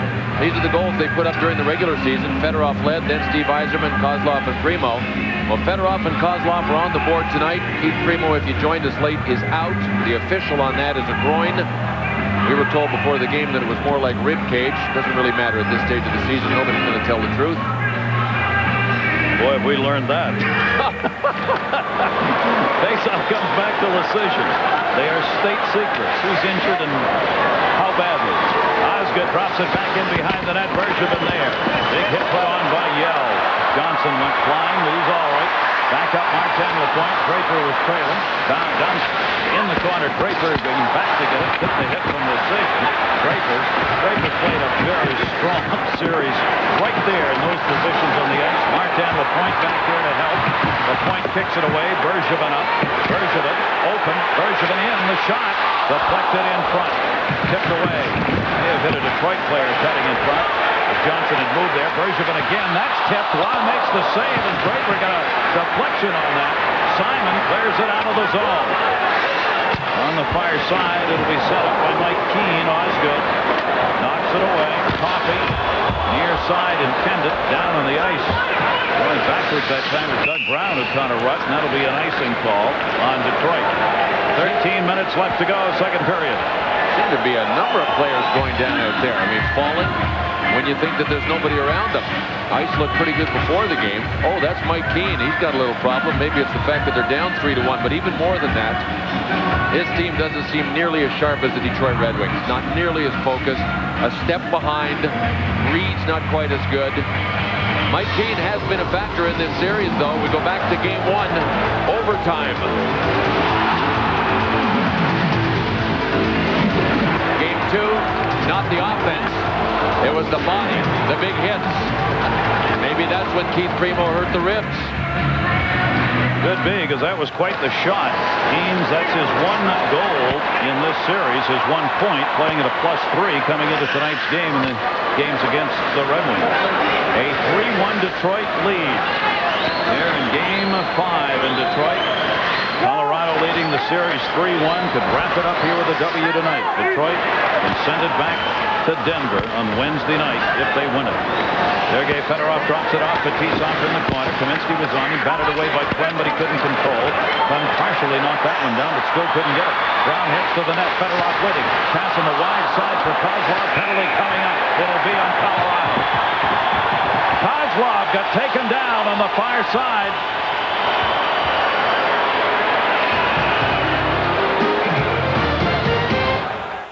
Tonight feels kind of weird, but it's a good weird. I can feel it in my bones. This is not going to be your run-of-the-mill laundry-doing, pizza-eating kind of night. I will not be exercising tonight, or philosophizing, or organizing. What I am going to do is look for women who look like trouble, and I'm going to flirt with them heavily, because tonight, I'm not just drinking beer. I'm gulping life. I'm going to eat the night alive. What are you going to do? Molson Ice, step outside. How can this be car of the year? You can't get up and walk around in a car. Cars don't have seats on rollers. Or so many seats, period. Or so much space for so many things. And they certainly don't offer sliding doors on both sides. Well then, it would appear that for the first time ever, the Motor Trend Car of the Year is more than a car. It's a caravan from the new Dodge. Well, I take it all back. Gary Fraser has my apologies. Gets a cross-checking call on Kozlov at 7:38. Apparently, before he got held, he got somebody in the back over there as he came down the left wing side. See it either. It's like an offensive back carrying the ball and getting a roughing penalty in football while he's got the ball. Well, here's another big chance. The Avalanche got 5 shots and a goal on their first power play of this game. They are now 4 for 19 in the series against the Red Wings. And they've got their second power play here, trailing by a score of 3-1. Save made by Patrick Waugh. Konstantinov getting it in shorthanded. Sent in by Nicholas Litz from deep. Dougie Brown knocked it down. Tried to get it out in front for the shot and could not. Power play Avalanche. Tipped ahead. They've got a 3-on-2 down the middle. Osledgen centered, reaching. Scores! He's got both power play goals, and the Red Wings lead again is cut to 1. Wow, what a break for the Avalanche. Look at the Detroit Red Wings. They are stunned because it looked like it was going to be a sure out. The defenseman backing up, I think it was Nicholas Lidstrom, it might have been Konstantinov, had a chance to clear it, and it hit somebody up high and turned into a 2-on-1. Watch, here's Adam Detmarsh passing to the middle of the ice, and it was Nicholas Lidstrom that stood up in the plate. He had the puck. I mean, he had it. It went up in the air and hit one of the Lance players up high. I thought it hit him in the face. And they just flew by. It was a 2-on-1, but Lidstrom looked like he had full possession or at least a chance to clear. Sandis Ozolic with a great pass to Mike Ricci. Happiness is driving the net, scoring 2, and having your helmet stay on. He had 6 goals in 62 regular season games. He's got 2 goals here tonight, and now has picked up 4 in this playoff year. And it is a 3-2 Red Wings lead. Intercepted. Forsberg deeper in the zone. Wraparound chance. Tried. Got taken down. So Detroit has had a 2-goal lead twice. Twice it's been cut back. Offside here. And maybe a penalty. Yes, a tripping call coming. Gary Fraser making the call on the far side. And it's against the Avalanche. Kaminsky's heading to the box. Boy. Mark Crawford's got the sarcastic grin working right now. I didn't see it. He can't believe it. Kaminsky can't believe it. Get on with it, guys. It's true. It's real. They're going to have to kill a penalty now, and Detroit's got a chance to widen the margin again to a couple. Looked like an innocent 2-on-2 rush. Steve Yzerman was behind the play. That's what it was. There was a behind the play little tug on Steve Yzerman by Kaminsky that Kerry Fraser said, okay, you're gone. So here's the power play chance for Detroit. And they've got a chance to extend their lead. 2 goals for the 3rd time in this game if they can get one here. They are 0 for 2 in the power play in the game. Ricci's goal at the 8-minute mark. His 2nd of the game. Ozolinsh and Young picking up the assist. It'll be sent to the near side board. Keane sent it around the far side. Foot there, and Foot able to get it out. They're in this series 4 for 23 in the power play for the Red Wings against Colorado. 11 minutes to go in the 2nd period. Marianoff is in the middle, intercepted, set up by Keane. Fedorov back working a point with Nicholas Lidstrom. Lidstrom drops it back to Fedorov. Detroit changing up. Yzerman out there. Marianoff and Cicerelli with him up front on this unit. Batted down, and it does come out of the zone. Stefan Yell got his stick up on that one. It was a good play, too. It was going right to the defenseman. Here's Yzerman moving in. Yzerman looking on the cut. Dropped it off, intercepted, and cleared out of the zone. Strong penalty killing this time around for Colorado early, at least. John Clem intercepted that last centering pass as the D was moving in. Coffey, whistle offside. Oh, that saved the Lanche. Sylvain Lefebvre was talking to Kerry Fraser right when the whistle blew, wanting a penalty because there was a bit of a pit put on him. Not enough for a penalty, but enough to spring the Red Wings in for a good scoring chance. Detroit was changing up over there on the far side. That's twice they've been caught here with line changes where they have guys going to the bench on that door that's in the zone. Mesquite Grill here in Detroit. Great to have you with us. We like Milwaukee too. That's all right. 10:18 left here in the 2nd period. Keep a cold one for us. 39 seconds on the power play and counting. Clem clears it up. Coffey back to get it. Coffey turned it into the middle. Delayed offside call again. Won't matter. Cleared out by Huey Krupp the distance. Osgood goes back to get it. Shots are 18-15 in favor of the Avalanche right now. But the Red Wings still have the 1-goal lead. And Detroit's got the power play. Kozlov cutting. Near side. Kozlov picks it up. Bats it back in behind the net. At the point, Fetisov. Coffey. Cicerelli in front. Waugh batted it away. Cicerelli couldn't get the bouncing puck. Fetisov off the boards. Sakic cleared it out of the zone, and the power play's over. So the Red Wings 0 for 3 in the power play in this game. Colorado keeps it at a 1-goal differential. The Red Wings on top. Kaminsky couldn't handle. Sakic does. Detroit thought it was a 2-line pass. Batted away to the point. Dino Cicerelli, Ozolinsh had fallen. Patrick Waugh doesn't have his stick. Patrick Waugh without a stick at the other end. Where is it? I think it's over on this side of the board. Dino Cicerelli, yep. He's coming over to get it now. Oh, all the way to the boards, too. He's got time. He gets back in net. Cicerelli drops it back off for Taylor. Ozolinsh. Behind-the-scenes look at what goaltenders do when the puck's at the other end. Lemieux, his shot deflected, and that'll go about 30 rows back. 8:56 left here in this 2nd period. Detroit's got to win it to keep it going. Patrick Waugh trying to end it for the Avalanche.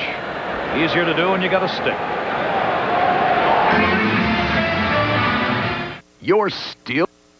From Denver, Colorado, a free report just released reveals detailed information on how to literally save thousands of dollars, whether you are buying or selling your home.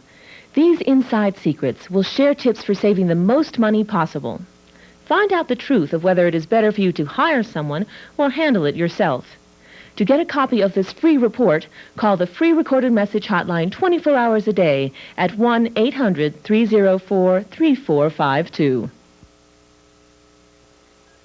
Adele's a great partner for a couple of reasons. Number one is she's a real pro. You can depend on her all the time.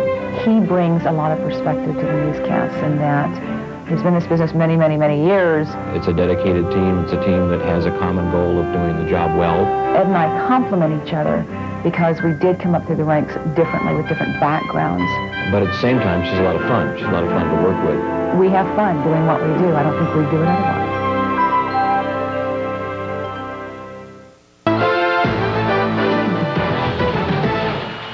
Watch Dino Cicerelli saying to Patrick Waugh, well, I guess you won't be needing this then. We'll just throw it over on the far boards, and Patrick Waugh had a long way to go to get it. Oh, we couldn't even see this. This is up against the boards we couldn't see. That was a far greater adventure than we thought it was. And that he intended for it to be. Patrick Waugh slipping and sliding his way back into the crease. AVALANCHE. Forsberg in front, couldn't get it to him, and Forsberg was open. AVALANCHE turn shot, Osgood the save. Stepping up on the far side, Lemieux batted down. Osgood will hang on. Little by little, the Avalanche seem to be coming to life, and Detroit's spark seems to be just fading a little bit. This is looking pretty even right about now. Take a look at our Miller Beer League leaderboard. Playoff points. The leader is in this game. Joe Sakic's got 26. Mario Lemieux with 23, and Jaromir Jagr with 20, the top 3-point getters in the playoffs right now. And there is the quiet, modest Joe Sakic. The individual numbers mean absolutely nothing to him. He wants the big hardware. Doesn't care who scores. It just happens to be him, but he won't take credit. Adam put the shot wide on Osgood. Kucherov the shot. Deflected in front. Lemieux moves it in. Lemieux centered. Tip from Osgood. Never ended on net, though. Forsberg cutting through, and Lemieux had set it up. Forsberg taken down. Dedmar's there to help. Lemieux bats it away.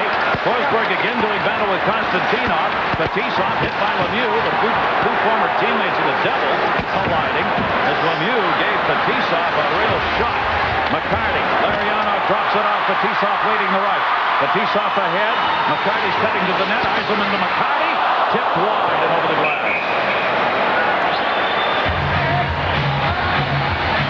Good-looking counterattack, and Kucherov didn't have McCarty's stick tied up. Steve Eisenman, I think, is arguing about where the faceoff's going to be. It's coming outside of the blue line, which means it's being ruled that it went off McCarty into the stands and not off either Kucherov or Patrick Waugh. There's a story right there. Alexei Kucherov. He is a guy that cleared waivers when this season began, before the first game. And then in Game 1, when he was sitting at the airport in Denver waiting to head to Cornwall, where the American League affiliate of Avalanche was, Louis Krupp went down. We did the game that Louis Krupp hurt his leg in. And the team picked up Kucherov at the airport, headed on a charter to Los Angeles. And the rest is history. He's had a tremendous year of playing for the Avalanche after clearing waivers at the beginning of the year.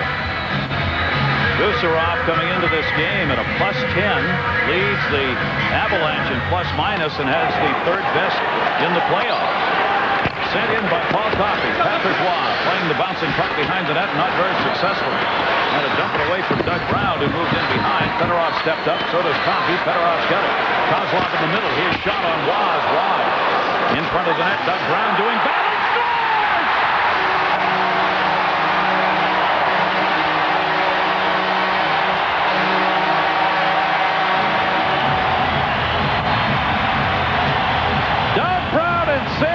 Fedorov have some magic.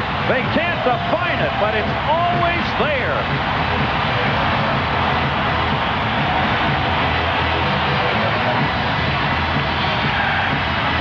Boy, the Red Wings will allow the Lanch to get close, but what a great sign when they pull away again. I mean, every time Colorado has made it a one-goal game, the Red Wings have come back to regain a two-goal lead. Doug Brown not covered by Sylvain Lefebvre. Any way you look at it, any way you cut it, not taken at all. When Sylvain Lefebvre does not have his man, that is as big an indication to me that the Colorado Avalanche are not sharpened up and really ready to play this game. He should have been taken and wasn't, and as a result, it's 4-2. So the Red Wings, for the third time in this game, have a two-goal lead. Shot, second, wide on Osgood. Kozlov over to get it. The Red Wings 4, the Avalanche 2. Waugh directing traffic, touched up by Curtis Lecision. Brown gets the goal. Coffey and Kozlov the assists at 12:15. Brown second of this series and third of the playoff year. And Paul Coffey getting back in action tonight as you see, had an impact. Major contribution. In Game 2, Paul Coffey took a couple of hits. By the time they were all added up, it meant a bad back. Sign gritting his teeth as he got up on that one. That kept him out of 1, then 2, now back here tonight. A 4-2 lead for the Detroit Red Wings with 7:28 to go in this second period. Face-off one back. Nicholas Lidstrom to LaPointe. LaPointe the high flip out of the zone. Lynch back, looking up ice. Intercepted Johnson. Johnson centered. LaPointe's shot. Gusarov was able not only to block it, but control it. Lynch again leading the charge. Joe Sakic the shot. Missed it on the wide short side, brother. Gusarov held it in momentarily. Rolls away to center. Coming up, Lynch. 2 Red Wings back. Johnson drops it. LaPointe shot. He hit it with the heel of a stick and it went wide. Greg Johnson all alone in front for the chance. He could not get it where he wanted it for the shot. Larionov saved by Waugh as the Avalanche cough it up again.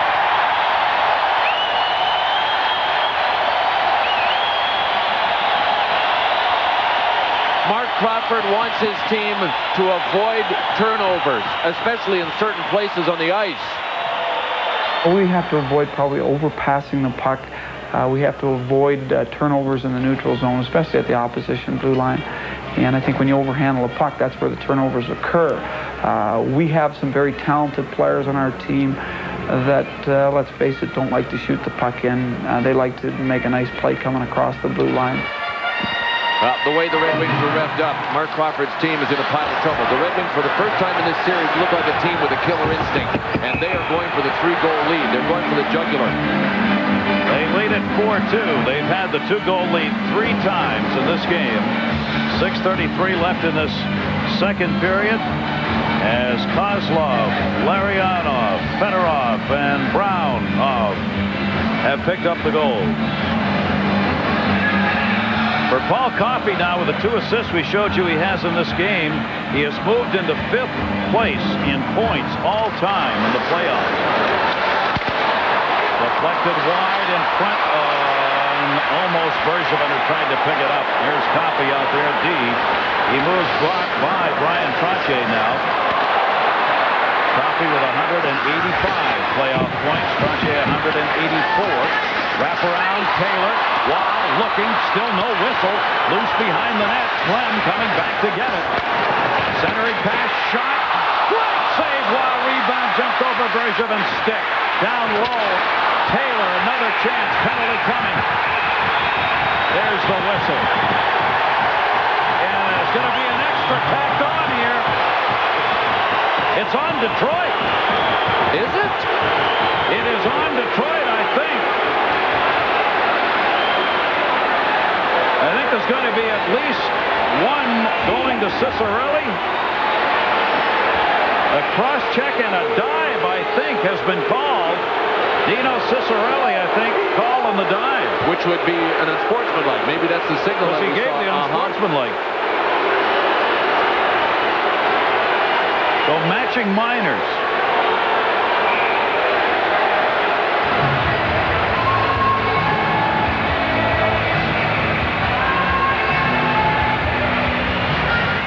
Scotty Bowman pointing down. I'm not sure if he was pointing at his watch. Looked like it. There's the cross-check, I guess. Cross-check first, and then apparently a dive call. We've got matching minors in any event. Adam Foote goes. Well, there's Dino in his office, and the hit, and did Dino exaggerate that enough to be called a dive? I'm not quite sure how it could be a penalty and a dive, but that's the way it is, and that was close. That was Tim Taylor's attempt at a stuffer from the far side as he curled around it. LaFay trying to center this 4-on-4 situation now with 5:45 left here in the second period. Larionov, Yzerman will move it in. Larionov, the trailer's open. Deflected. Patrick Waugh coming out and cutting the angle down. So it was Adam Foote cross-checking and Dino Ciccarelli an unsportsmanlike, which had to be a dive call for the matching minor. Had to be. How hungry do you think Igor Larionov is? Last 2 times he's come down the ice, he's just ripped shots at Patrick Waugh. This is the guy that would rather pass than shoot any day. But he has come down, and even he is in the shooting mode. That tells you how hungry the Detroit Red Wings are. You look for little indications. When Larionov shoots, that's a real positive sign. Paul Coffey, 2 assists, 5th all-time leading point man now in playoff history. Face-off will come in the high slot area in the Avalanche zone. 1 back, Lefebvre. Sakic won the draw. Lefebvre drops it for Huey Krug. Doug Brown moves up on him. 4 goals for the Red Wings, all of them scored by forwards. In the previous 4 games, they'd had 5 goals out of their forwards. A big plus for them here tonight, and even strength goals on all 4. Behind the net, Lidstrom went in reaching, got beaten to it on the touch. That'll be the icing call. Yes, Detmarsh was back. Talked about even strength goals, and Detroit's a team that during the regular season had a plus 82 when it came to those situations comparing even strength goals for and against. But in the playoffs, they came into this game 2 under in even strength situations. Now tonight they've gotten back into the positive. They have plus 82 during the regular season. Even strength. In the playoffs now a plus 1 because they've had a plus 4 here tonight. 5:10 left to go in the second period. Konstantinov reached, couldn't get it. Lemieux's on the right side. Ozolinsh finds him. Lemieux.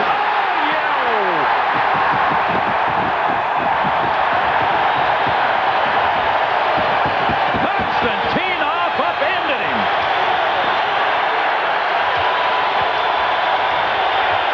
Now you know why they call him the Gladiator. He gladiated Claude Lemieux. If that doesn't test the back of the ribs, nothing will. It was a real good move, too. And for that split second, when you're the offensive guy, you say, hey, I got him beat. And then your life passes before you when you realize, uh-oh, the bottom half of my body didn't make it around him. What a takeout by Vladimir Konstantinov. Gary Fraser talked with Lemieux after the whistle as Lemieux was having words with the Detroit bench. Behind the net, there's Lemieux. Fetisov. Lemieux dug it out. Not going to get down just because you get killed. Drop to Ozolinsh. Ozolinsh, Forsberg. Forsberg, Konstantinov hit him in the attempted center. Rolled up and out of the zone. You mean death is nothing to get depressed over? No, if you're Claude Lemieux, you just keep on going. Guzerov drops it ahead, trying to catch the threat to change. Forsberg trying to move in. Coffey was there. Deflected over to Lemieux. Lemieux the shot. Osgood will glove that one. Not much of an angle on it, but he hangs on anyway. 4:23 left, second period. The Detroit Red Wings, for the 3rd time in this game, have been able to extend their lead to 2. We're still in the 4-on-4 situation. 27 seconds left on that. What's a little hit to Claude Lemieux? It has vents in 22 locations. Storage compartments in 12 locations. 10 speakers in 8 locations. Cup holders in 14 locations. And lights in over 20 locations. So now you know the secret behind the new Caravan's user-friendly design. Location, location, location. The new Dodge Caravan. This year, Motor Trend's Car of the Year is more than a car. It's the new Caravan. I got a plan for tonight. And the plan is to have no plan at all. Maybe I'll send my left brain on vacation for a while. Maybe I'll let my soul be the boss. Maybe I'll stay out a little late. Maybe I'll stay out a lot late. Maybe I'll go to a party uninvited and dance with every woman in the place without touching the floor once. Maybe I'll go to a city that never sleeps. And maybe I'll put it to bed. What are you going to do? Olsen Ice, step outside.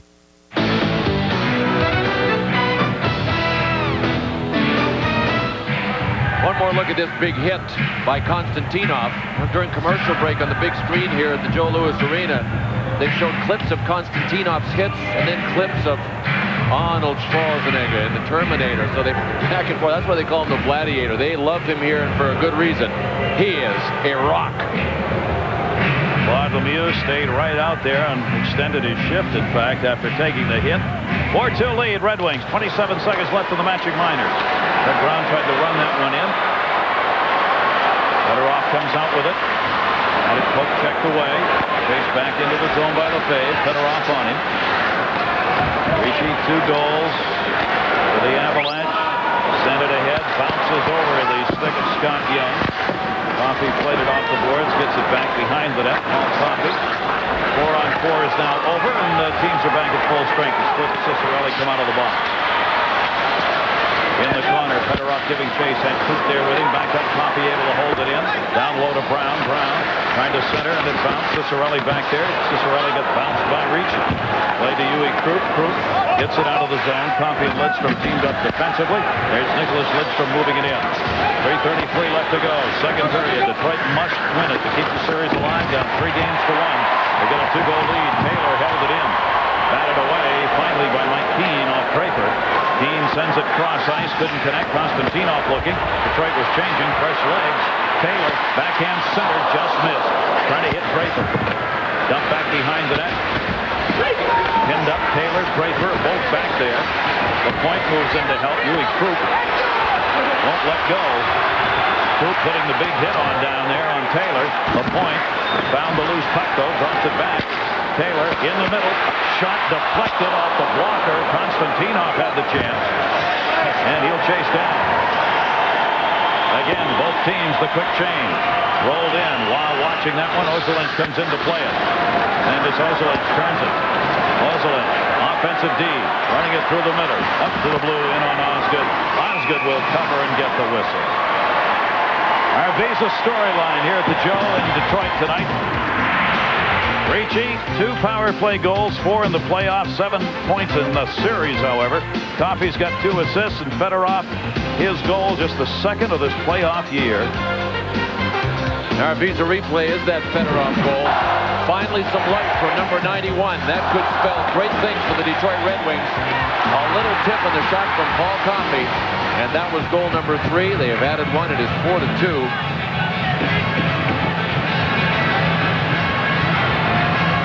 Fedorov, 7 assists in this series coming into the game. Loving it to have that one in the goal column now. Stick battle on the near side. Fetisov and Lemieux. There's Lemieux and Fetisov right there in the dot. Yzerman spun around. Lemieux picked it up. Lemieux takes the shot wide. Blocked back up by Larionov. Gusarov tried to hold it in. Could not. McCarty tipped it away. Yzerman rolls it out off Forsberg's stick. Avalanche down 4-2 here. 4 goals given up already in this game by Colorado team that's been tough to score on in the playoffs, as they've given up just an average of 2.4 in this playoff year. And that has been almost doubled here in this game by Detroit already. Minute 59 left to go in the second period. Avalanche would like to bring it to within 1 right here. Denmarsh the shot deflected in front, cleared out of the zone. Detroit will change it up. All the Avalanche shots now coming from the outside. I mean, Detroit is in control, and most of the time somebody gets a stick on it, so Chris Osgood's not seeing anything. Chris close. Tip back in front. Foot tried to get it. Coffey blocked it. Foot on the far side. Takes it through the screen. Osgood reaches around and makes the catch. Let's check in with Brian Engblom. Brian. Guys, we saw an example of Konstantinov's handiwork. He's known for that fierce and fearless style that he's played all year long. He was born in Murmansk, Russia, way, way up north near Siberia. And Barry Smith was asked about his ferocious style. He referred to his heritage, all the Cossacks and the Mongols, Rasputin, Ivan the Terrible, and all that stuff. He said, imagine the gene pool that he's from. Well, folks, Siberian genes. One size fits all, now in regular season and playoff time. He's getting it done. In the middle, a shot again, wide. 2 chances for the Avalanche. Clem centering pass is intercepted. Simon back to get it. Simon in the corner. Puck still there. Yell tried to center. Coffey blocked it. Simon comes charging in. Fedorov picks up the loose puck and gets it out of the zone. That must be quite a family reunion at the Konstantinov household. And 1 minute left to go here in the second period. Coffey up for Brown. Brown trying to tilt it on the far side. Ed Taylor cutting. Intercepted. Dog sent out by decision. Simon and Brown do battle. Brown won it and flips it into the corner. Foot comes back to get it. The Red Wings up 4-2. Lecision moved that one up. Couldn't control. Here's Martin LaPointe. He's got time. LaPointe moving in on one. Save rebound. Score! Greg Johnson!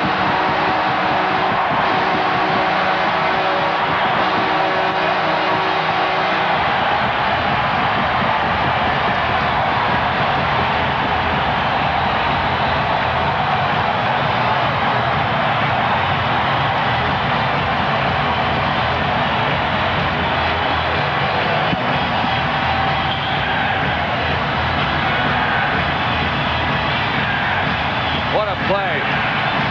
Greg Johnson's speed, nobody could take him. Martin LaPointe made it happen, but Greg Johnson, his terrific quickness, a couple of people had a shot at him, but nobody could come close to catching him. Here's how it started. Once again, Avalanche not getting it in deep. A turnover at the blue line, and away they went the other way. Martin LaPointe fanned on his rebound attempt, but Greg Johnson had been able to outleg everybody. And Detroit has a 5-2 lead, and they're in complete control of this tilt. Complete control. 16 goals during the regular season in 60 games for Greg Johnson. Scotty Bowman has liked this young player over the last 3 seasons and wanted him on this Detroit team. And you just saw why. He has got great wheels. McCarty, the big hit on Lefebvre. Time running out here in the period. Comes back to center. 2 goals by Brown and Johnson for Detroit have given them a 5-2 lead after 2. Johnson's goal from LaPointe and Ramsey at 19:28. And the Joe crowd, a lot to cheer about after 2 periods.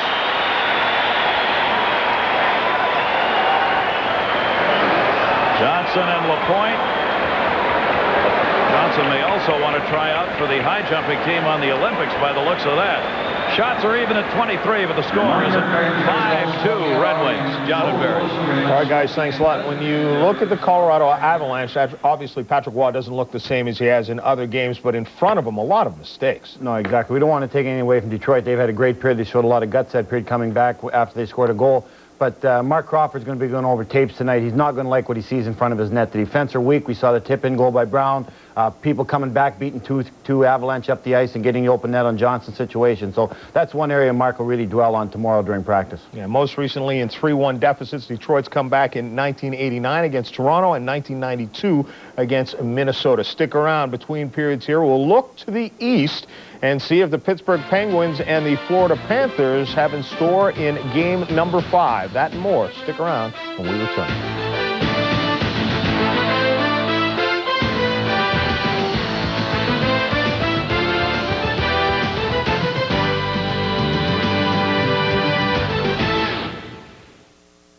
Introducing the Michelin X1 with a 6-year unlimited mileage tread life warranty. It gives you better wet traction than any rain tire, plus control in any driving condition. After all, it hasn't rained that much in years.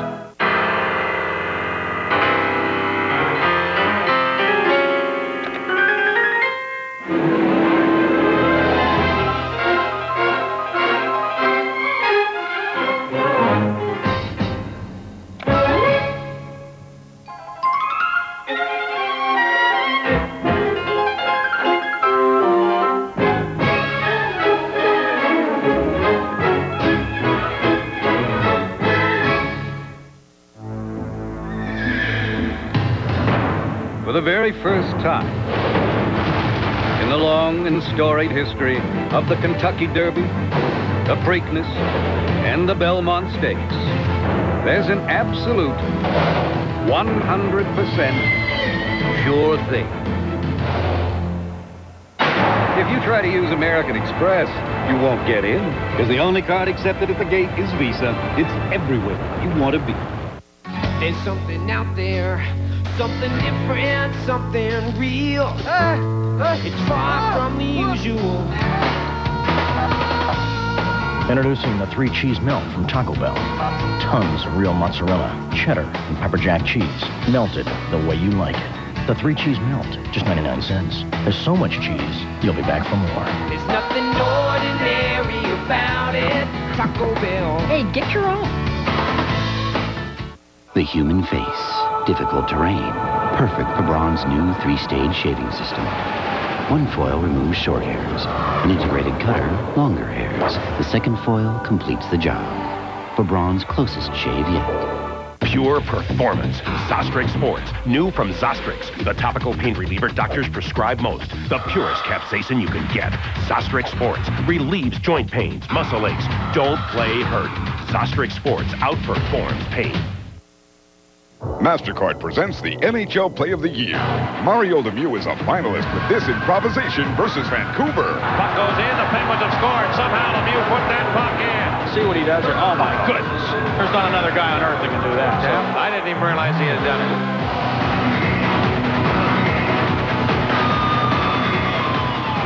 Welcome back, John Saunders and Barry Melrose. 5-2, the Red Wings have suddenly come to play, and they're trying to avoid being swept out of this thing. 4-1 is what it would be if they managed to lose this one. Meanwhile, in the East, Florida and Pittsburgh. That series is all tied up now at 2 apiece. John Van Beesbrook has really been the story in this one, but Eddie Johnson, the head coach of Pittsburgh, says he thinks they figured him out. I think we have to get some more traffic in front of him. He's not a real big guy, and the more traffic we get in front of him and cause a little chaos there, I think we have a chance to pick up some rebounds. I think on the both goals yesterday were a direct result coming off rebounds on him. And as long as we drive the net a little bit better, I think we should get more chances. Barry, you talked about it earlier during this playoff season. You said that Pittsburgh is an East-West team, make a move back and forth, but they've had to go back to the basics. No, they've had to, and that's exactly what they went to. They realized that those pretty goals weren't coming, and when they did get a nice East-to-West play, as we saw Jagr the other night, Van Beesbrook was over there to make the save, so they decided, let's get it to the net, let's work these big bodies down low. We saw the goal that Mario just set up Smolinski, throw it at the net. Beezer gave a bad rebound in the slot. Smolinski was there for it. So they realized this Florida team's taken away that East-West game, throw it at the net and score those ugly goals. Yeah, the East-West was breaking their sticks, too, as they kept trying to go after. You mentioned Jaromir Jagr and the East-West. Well, he's going north-south now, and wherever he goes, the Florida Panthers are chasing after him. They're trying to punish him. Stu Barnes gets him with a high stick up in the face. Jagr in obvious pain. And then Jagr skating towards the net, and Mike Huff just levels the shoulder right into the back of him. And the problem with this, though, is perhaps you're going to wake up a sleeping giant. One thing you want with Jagr, you don't want to get him upset, because when you get him upset, you know, he wants the puck and he's going to play a lot more determined. But you're talking one of the premier players in all of hockey, in Jagr. So, I mean, he's just going to get better and better as the series gets going. In the Barrasso minor circle. Well, if Eddie Johnson knows what motivates this guy, Eddie, get one of the coaches to make this guy mad before the game. Don't wait till the third period. After he got hit there a couple times, he created some offense. He jumped in. He was much quicker. He was much more angry. He was much more motivated. And with superstars, you have to do that. Remember Frank Mohovich? They said, never wake this guy up for you older guys that might remember Frank. Jagr's the same way, but you got to get him angry. You got to get him ready before the game, not during the game, not later in the game. They need him for 60 minutes, not 20 or 30. The Big M, number 27, Leafs, Montreal, Detroit. Yes, they moved it all around. All right, Jaromir Jagr.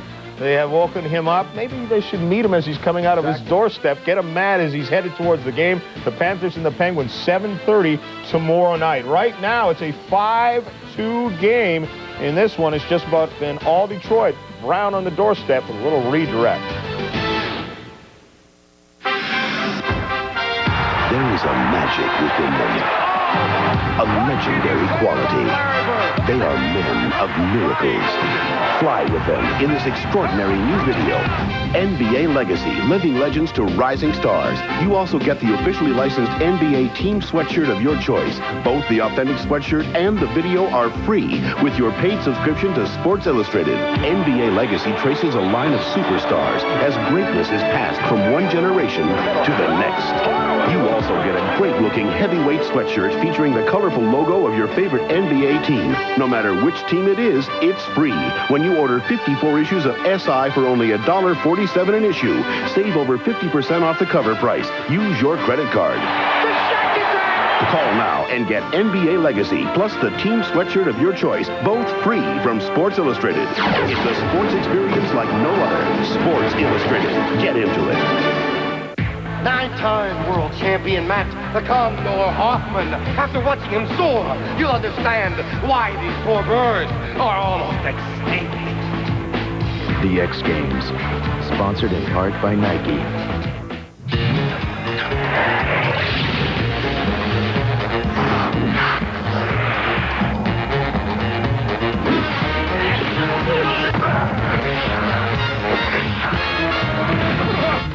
Note the back position. Oh, what a tragedy!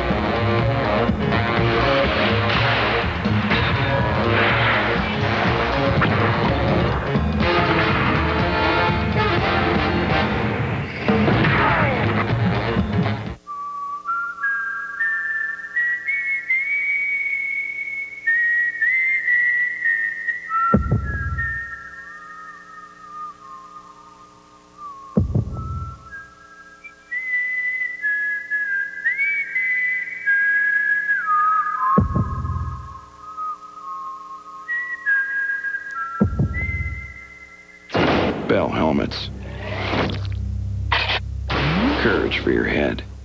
5-2 the Wings, a period away from saving the day and moving back to Denver. Meanwhile, in the NBA, Shaq trying to do the same thing, stay alive against the Bulls. A little lob here, and he knocks it down. And then your two favorite players on the Bulls go to work. These names sound awful familiar. Pippen to Jordan, a leaner, and she's in. Good players, those two guys. Magic by 8. Then Pippen to Jordan, knocks down a 3, and that just about ices the game. Shaq with another big game, but he's going home early this year, not headed to the final. The Bulls return with Michael Jordan, 106-101. Jordan with 45 points. Shaq and Penny, 28 apiece, but on a losing cause. In baseball, Atlanta blows out the Cubs. Ryan Klesko's second career grand slam, 16 home runs this year. Florida over Cincinnati, 6-2. Jeff Conine, a 2-run single and a solo home run. Houston beats Pittsburgh. Craig Biggio, 3 for 3 with a home run, his 5th of the year. Colorado over St. Louis, 5-2. Ellis Burks had a 2-run home run, his 11th of the year.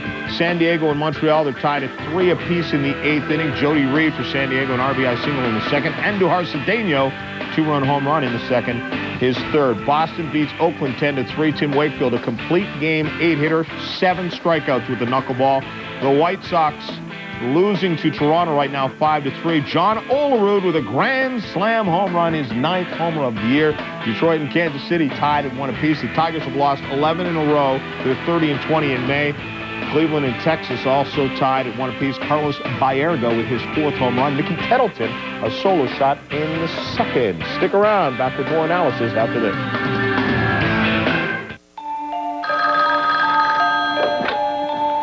Hello. How's your bad eyes? Doobie. That's the 3rd one tonight. It's okay. The police are tracing the call.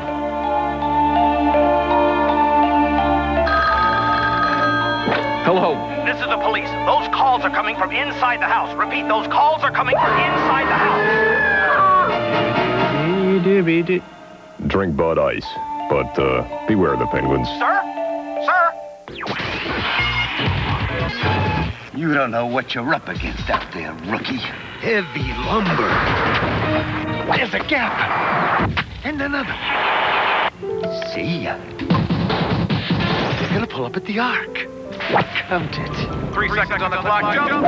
Stay out of the paint, rookie. Stay out of the paint. Oh, the humanity. You are the paint. PlayStation, now $1.99.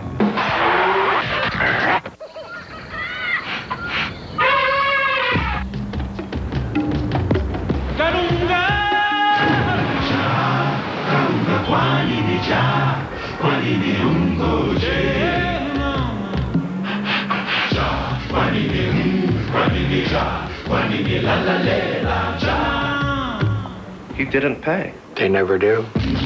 Now Snickers is even more peanuts. Tons of them. Introducing the Michelin X1 with a 6-year unlimited mileage tread life warranty.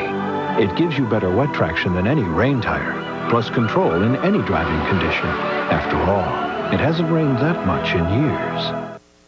You say your painted wood's looking kind of dirty? Clean it with Armor All Painted Wood Wash. Just spray it on, then rinse away the dirt and mold and mildew stains to make your paint look great again. Armor All Painted Wood Wash. Open the club face and hit a couple inches behind it. Now I'd like to demonstrate how to consistently miss a 3-footer, and that's why I'm a tour caddy and not a tour pro. Welcome back once again, and I mentioned it at the start of this show. You've been in this position as a coach, 1 win away from getting to the Stanley Cup final. Now, for Mark Crawford, his team hasn't shown up. Detroit looks a lot hungrier. They look much hungrier, but I've also been in a situation, 1 loss and you're out also, and you're going to see the hunger. LaPointe throws it back. Great pick by Kozlov there. He allowing Bergeron to walk in the middle. LaPointe goes to the net. Draper goes to the net. Everyone's going to the net, just like we talked about. They're winning those battles down low. Bergeron throws the net like he should. Didn't get to the net there. Now Kozlov wins the battle against Simon. He goes in and gets a puck again. Back to Bergeron. Now the whole play starts over. Kozlov again picks Simon. Doesn't let him get out. LaPointe goes to the net. Draper's in front of the net already, screening Patrick Waugh. All Bergeron has to do is get the puck to the net, just like Coffey did on that assist. He gets it to the net. It bounces wide. But you see what they're doing there. They're doing all the hard work, winning the point, winning the battles down low, John, getting it out to the point, blocking guys off so the point man can get his shot, and then attacking the net so that Patrick doesn't see it. Doing a lot of good things. You mentioned 1 loss from getting out. I'm trying to build you up, and you bring yourself down. So I'll go on record as saying you won that game to get to the Stanley Cup final. Vladimir Konstantinov, it's Air Lemieux as he gets under him. The hum of... That signal is not a beeper. Night, please. Midnight. If you kill him, you won't learn nothing. I'm a part of this, whether you like it or not. Blast him! The biggest movie of 1995 to hit pay TV. It's the car, right? Chicks love the car. Batman Forever.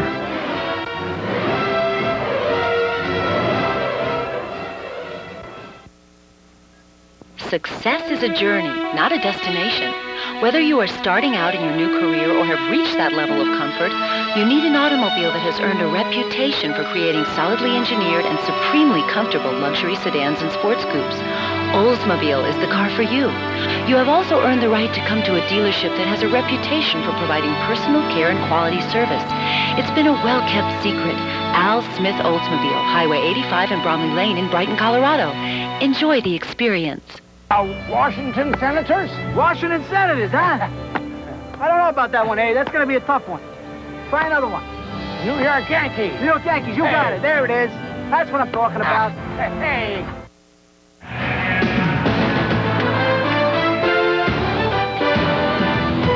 ESPN's coverage of the Stanley Cup playoffs is brought to you by Chevrolet Trucks, the most dependable, longest-lasting trucks on the road. By Head & Shoulders, because great hair can't have flakes. And by Bud Ice and Bud Ice Light. Drink Bud Ice, but beware the penguins. A 3-goal lead for the first time in this game, and it's the home team's advantage. The Red Wings with a 5-2 lead. Welcome back, everybody. Gary Thornville, Clement, Brian Inglem in our crew, and Detroit threatening to send this one back to Denver. Patrick Waugh has had a decent hockey game. He has not been fabulous. One of the reasons it's 5-2. He is being outdueled by Chris Osgood at the other end. I'll tell you what, Osgood has been terrific. Patrick Waugh, though, has faced point-blank stuff. Paul Coffey, how big has he been? A terrific pass to Doug Brown, at least. That made it a 4-goal game for Detroit. And then Martin LaPointe's shot was finished off by Greg Johnson. 5-2. Happiness is notching one in the playoffs. Patrick Waugh coming in with the second most wins in playoff history, with 81 of them, trying to catch Billy Smith, who's got 88. His overall record 81-47 in the playoffs, but in this one he is being bested by the 23-year-old Chris Osgood. Mike Ricci has both goals for the Avalanche in this game. You see the even strength goals in the series. The first 4 games, the Avalanche were a +6. Tonight, the Red Wings a +5. And with that Johnson goal, the last one, the Detroit forwards in this game have equaled their goal output total for the first 4. Shot Osgood, the save on Sakic. Big early save. Little bit of line juggling here by Mark Crawford. Joe Sakic has Claude Lemieux out there with him with Denmark now. Some scoring together in the middle. Ariana dropped off. McCarty got it in behind the net. Denmark picks up the loose puck. McCarty on him. Denmark through the middle. Denmark had it poked away. Darren McCarty gets it back. Arnsman was already up, but they're going to change here. So it's just sent deeper into the zone. 24-23 the shots. Right now in favor of the Avalanche, but they are down in this game by 3. And an offside offside call, and the Red Wings could not clear the zone in time. Sometimes the numbers mean something, sometimes they don't. We talked about little signs that would show that Detroit really had the jump in this game. Face-offs, you got to dig in for. I mean, you really have to get low on the shaft of your stick, dig in, use strength. You got to use focus. With Detroit having this big an advantage, that is just one of the signs, another one of the signs that the Detroit Red Wings were absolutely mentally prepared to play this game, more than the Avalanche. Because in most of this series, face-offs were just about even. Detroit had the advantage in games, but not by very much. Right, over the first 4. Nothing like the advantage in this one. Swept back in behind the net. Fedorov centered, picked up by Peter Forsberg. Forsberg, Kaminsky, and Deadmarker. Now Young comes out on this line. There's Scott Young's shot, saved by Osgood. He'll hang on. 23-year-old has gotten the job done, and he has quieted a number of the guns out there. No question that he was going to be starting this game as he has all the others in this series for this Detroit team. Take a look at our Bud Ice Stanley Cup summary. Number 19, Joe Sakic, leading the NHL, 15 goals. 50 career playoff wins for Tom Barrasso. 5 of the last 6 President's Trophy winners have not won the Cup. It all adds up to artwork by Bill Clement. What does it all mean, 1955? That might be the last time the Detroit Red Wings won the Stanley Cup. Ding, ding, ding. Picked up by Keane. Dropped back out through center. There's magic in that telescope. LaPointe on the far side. Lecision stepped in front of him. Ritchie put the hit on Taylor. Stepan Yell squeezed up along the boards. Draper trying to knock it away on the side. Gets some help from Coffey. Coffey takes the shot, held it in, shot Lecision here. Threw a screen, but it was wide. Rebound comes to the near side boards, and Greg Johnson able to clear it out, and Taylor sends it the length of the ice. Will be an icing call here in the touch-up, and there it be. Just underway, third period. Great to have you with us. Recognize all of our veterans this Memorial Day weekend and their families. Delighted to have you join us here in Detroit tonight. Scotty Bowman has been around the National Hockey League for an awful long time. He knows one truth. The hockey world doesn't care how many times you get knocked down, only how many times you get back up. The Detroit Red Wings have faced elimination in 2 previous games in this year's playoffs against the St. Louis Blues. They won both of those. This is the 3rd time they are facing elimination in the playoffs, and they are leading 5-2 and in complete control right now. They've really come out and dominated this game. Power plays in this game. Colorado, a couple of power play goals on their 2 chances. While the Red Wings have gone 0 for 3, but they've made up for it in even strength. Drop back for Sakic. Sakic from the red line sends it in wide on Osgood. Osgood will flip it around for McCarty. Sakic up on the hit. Puck was up on the dash. Ramsey moves over on him. McCarty trying to squeeze it there. Couldn't. Sakic dug it out. His pass, though, partially deflected. Red Wings want to change behind the play. Will do so. Good hit put on by Lefebvre on Yzerman to take him down. Ozolinsh hit by Yzerman. Lefebvre the puck. Lefebvre drops it back near side. Avalanche starts the rush. Sakic with Lemieux. Lemieux the chase in the corner. Ian Fetisov have had a personal duel going in this game, and they meet again there. Flip back in, and a whistle coming up. A penalty call here, and the action in the corner. A slashing call Kerry Fraser has. Oh, there'll be a power play coming up for the Detroit Red Wings, and Lemieux gets the Bronx cheer as he heads off.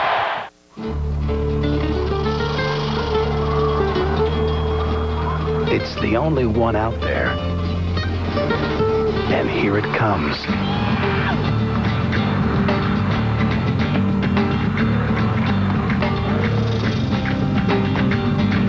Introducing the only compact pickup to offer a 3rd door. Okay, folks, show's over. Chevy S-Series, like a rock. Jesse, you're next. I'm all yours. Save it for the stage, Romeo. Carol always gives it to me straight. Like when she told me about my... I told him about Head & Shoulders. Regular shampoos just rinse flakes away so they could come back. Head & Shoulders helps prevent flakes from even forming. You see the difference? You look great. Thanks, but will it get me this part? Couldn't hurt. Head & Shoulders, because great hair can't have flakes. Hey, break a leg. One of the 4 teams left will have their names engraved. 1996 winners of the Stanley Cup. Claude Lemieux's there from last year. Got his name on the score sheet in this hockey game. Chris Pollock for Kim. Penalties in minutes. That one. 3:02, the slashing call on Lemieux. Power play here for the Red Wings will be their 4th of the game. They've not converted. And down 3, the Avalanche will have to take some chances. Try and get one shorthanded if they can. Detroit Red Wings power play. Coffey back along the point. Will rush it up. Coffey left it for Johnson. Had it intercepted. Sent out by Mike Keane. Osgood holds it up at the other end. Behind the net, Fetisov plays it back. Time remaining on the power play and in this 3rd period. Set in. Fetisov the hard around. Lefebvre could not knock it down. Coffey guns it in. Patrick Waugh knocked it away. Dino Ciccarelli behind the net. Dewey Krupp batted it up the far side boards. Peter Forsberg will clear it out. Red Wings get back on side and will change. Larionov sends it in. Dewey Krupp got a piece of that. Lefebvre picks it up and clears the length of the ice. Osgood holding behind the net. Penalty killers also will change up. Here's Fedorov. Fedorov finally getting a goal here in this one, first of the series. First goal he's had in 11 games. Puck somewhere in the back of the net. Nobody can find it, literally, and they whistle it. We want to remind you, coming up on ESPN, the PGA golf coverage of the Memorial presented by Dean Witter. Greg Norman attempts to defend the title. That's not been done in 20 years of Memorial play. Other plurals include John Daly, Payne Stewart, and Craig Stadler. Over $6 million in career earnings for Stadler, who happens to be a very big hockey fan, and Craig Stadler is here tonight. He's kind of turned into a good luck charm for the Colorado Avalanche. He lives in Colorado, follows them closely. He's sitting up there talking to Michel Goulet, who also works for Colorado. So the Walrus is in the home of the Octopi. We're getting deep sea names here tonight. Back behind the net. Ciccarelli dropped off for Larionov. Power play's got 25 seconds left on it. Larionov goes to the point. Lidstrom had moved in a bit. Fedorov will come back to get it. Colorado on the road this season in the playoffs. 6 wins and only 2 losses. They had outscored the opposition 26-17 in road games this year in the playoffs. They're being outscored here 5-2. Larionov turns it back in behind the net. Ciccarelli is set up in front. Steve Yzerman, a little room, comes back in. Yzerman, the shot deflected out deep as the penalty has expired. Lemieux back out on the ice. Osgood's going to play it at the other end. So the Red Wings 0 for 4 on the power play. Lemieux cutting in between Osgood and the net that time, but couldn't intercept it. Nicholas Lidstrom sends that one on the high flip out of the zone. Knocked down at center. Kaminsky. He got drilled over there. Now Lemieux goes after Konstantinov along the boards. Puck finally dug out by Draper. Dewey Krupp steps up over there. Krupp, the defenseman, trying to get back up ice. Lemieux stays up. Puck went behind him. Ends up on Osgood. Dropped off for Konstantinov. Konstantinov near side for Tim Taylor. Taylor turns it to the middle. Sends it down the board. Patrick Waugh coming out to help. Trying to catch Detroit in a line change here. Won't do it. Couldn't be handled. Osgood coming back. Doesn't want to start the clock, so he played the puck. And Paul Coffey will come out. Would have been an icing if Osgood had not gone back. But Detroit had completed their line change, so Osgood said, why stop a good thing? Offside here, Detroit. One thing never changes no matter what the score is for the Detroit Red Wings. That is the play of Dino Ciccarelli. If he's out there and the play ends up in the offensive zone, you know where Dino parks. We've only had about 38 ISOs, and you know what? They all kind of look the same after a while. But they involve Dino getting roughed up. This time Sylvain Lefebvre is all over him. Watch how this one ends. One more shot when Dino wasn't ready for it. I wonder if he's ever tried to calculate the number of times in his career he's had to get up. Wouldn't want to do that, or he'd have to leave the game permanently. Cleared around by Lefebvre. The Avalanche. Deadmeyer's tipped it. Coffey got a piece of it as well. Yell on the far side, taken out of the play. Puck sitting. Bergevin drops it deeper into the zone. His own end here. Coffey coming back to get it. Coffey up, knocked down by Brown, who's got a goal in this game. Ozole deflected that one back through center. Deadmeyer will turn it back up on the far side. Bergevin hitting after he dealt the pass off. Detroit making sure they clear. Icing here. And now that the Colorado Avalanche are trailing 5-2, What happens with hockey teams, and it's really hard to explain, and I don't even have an answer for it, but they go back to trying to do things as individuals. They try to beat the first guy, then the second guy, and that's when things go from bad to worse. The Detroit Red Wings are excellent at having people back. They've got 4 or 5 guys back off into their own blue line, and the Avalanche now are no match for the Red Wings because they're playing right into their hands. When games like this happen, you wonder if Patrick Waugh thinks about the regular season. He went 0-5 against this team in the regular season, had a .535 goals against. He has played very well here in the playoffs, but there have been 5 scored here tonight. Not had a lot of help. A lot of the stuff's come on tips and in front on rebounds. You know, you go back to the first period and those great saves that Chris Osgood made, one on Sakic, one on Peter Forsberg, and that was the difference in Game 4. I mean, there were a couple of golden scoring opportunities for Colorado. The difference in Game 4 tonight, they went in Game 4. Yep. Cleared around for McCarty on the far side. He and Simon doing battle on the far side wall. Kaprizov in the middle, hacked out by Sakic, got it out. Turned up ice by the Detroit captain, Steve Yzerman. Adam Foote drops it off. Detroit changing. Lefebvre ahead for Scott Young. Couldn't control. Lidstrom right back out LaPointe. Gains the red. Dumps it in. Or tried. It went over the glass and into the seats. 12:34 left to go. Here in the third period, the Detroit Red Wings a 5-2 lead. While their forwards have done it offensively, their 23-year-old netminder has come up big time in this game, giving up 2 on 25 shots. Sir, I was wondering if it might be all right with you, that is. Sir, I'd like to ask for your daughter's hand in marriage.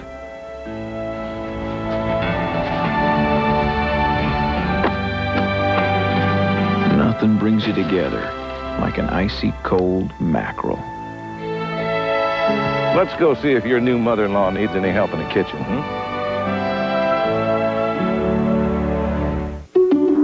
When we developed our advanced handling and driver control system, we looked to Lexus and BMW. But we didn't stop there.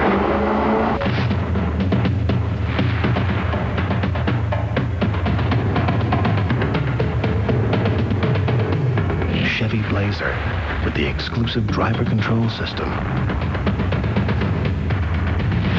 Even if you never take it this far, it's nice to know it's there.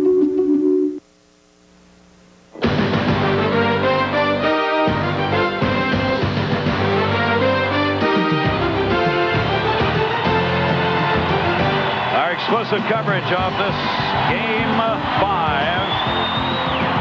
With the Red Wings leading at 5-2 here in Detroit. They have dominated so far, a game they needed to dominate, and to keep the series alive for them. Patrick Waugh going to play this one. He had Fedorov coming, and did. Drop back for Keane, Murray, and Deadmarsh are out there together now. Near side, Deadmarsh the hit, copied the puck though, cleared it around. Mark Bergevin up the boards for Dino Ciccarelli, Taylor, and Fedorov is Scotty Bowman. Really shuffling the lines now here in the third period. Shot in wide of Osgood. Deadmarsh comes over to get it. Bergevin the hit on him behind the net. Mike Keane tried to drop it off. Instead it went to the corner. Fedorov cleared it by AVALANCHE and out of the zone. Detroit Red Wings on top here by 3. Right now content to get it to center and do that. Flick it into the zone and keep the clock running.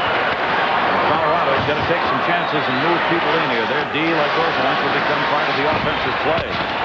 Moving in, Ricci has got the 2 goals on power plays. Tried to center, comes all the way back out through center ice. AVALANCHE was in so deep, nobody was back at the point. Lefebvre forced back by Greg Johnson. Dropped off for AVALANCHE, who gets back to help out his defensive partner. AVALANCHE sticks her up. Penalty's coming. It's going to be on Detroit. There's the whistle. Almost accidental behind the play. Johnson will be called on it as the high stick was against Ricci, and it was around the throat, and that was enough, and Johnson will go. Scotty Bowman, though, has played it right here. The line juggling's made a difference in this game for this team. Coming out here and getting his forwards going. Here's the play. Mike Ricci was dabbing at his forehead. Yep, little face wipe with the blade of the stick by Greg Johnson. Almost looked like Ricci held it up onto his own face. A couple of minutes ago, this action at the other end, too. Claude Lemieux with it. Little stick push on Paul Coffey and finally a swat in the back. Coffey playing with some back spasms. Lemieux with bad ribs. And both of them after one another. There is Johnson, who picked up the last goal, his first of this series, now picks up the high sticky at 8:56. I want to say happy birthday to Wayne Bonney out there, the linesman, one of the linesmen working the game. Over 1,169 NHL games. He turns 43 years old today. And happy birthday, Wayne Bonney. Celebrating it by working another game. Ozelich trying to gun that one in, deflected to the corner. Centered back for Lemieux. Power play. They're 2 for 2 on it in the game. Again, knocked away as Kaminsky tipped. Osgood just stayed right there with it. Had no chance to go by him that time. Sakic's working back out at a point. Kaminsky, Forsberg, and Lemieux are up front of the power play. Ozelich the other D. Ozelich dropped it back to Lemieux, trying to gun it in. Ramsey blocked it. Ramsey, Forsberg, couldn't get it back to the point. Ozelich has got to come back to center. Power play is the one thing that has gone right. Sakic shot wide for the Avalanche in this game. Ricci picking up both of those goals in the power play. Back in behind the net. Centering pass intended for Lemieux, just ended up in the corner. Forsberg came out to get it. One of the Detroit players without a stick out there now. That's Larionov without it. Lemieux in, his shot blocked out deep. And cleared. Good work by a diving Steve Yzerman. Detroit trying to get a change here. Forsberg tried to move it in. Doug Brown sliding on the ice, puck underneath him. Held in by Sakic. Centering pass blocked in front again. Forsberg trying to run it in. It rolls in on Osgood and he covers. He's made a living doing this. Mike Ramsey going down, blocking shots with his body. And looking good doing it. He is playing as well as he has in the last 3 years. I'll tell you what.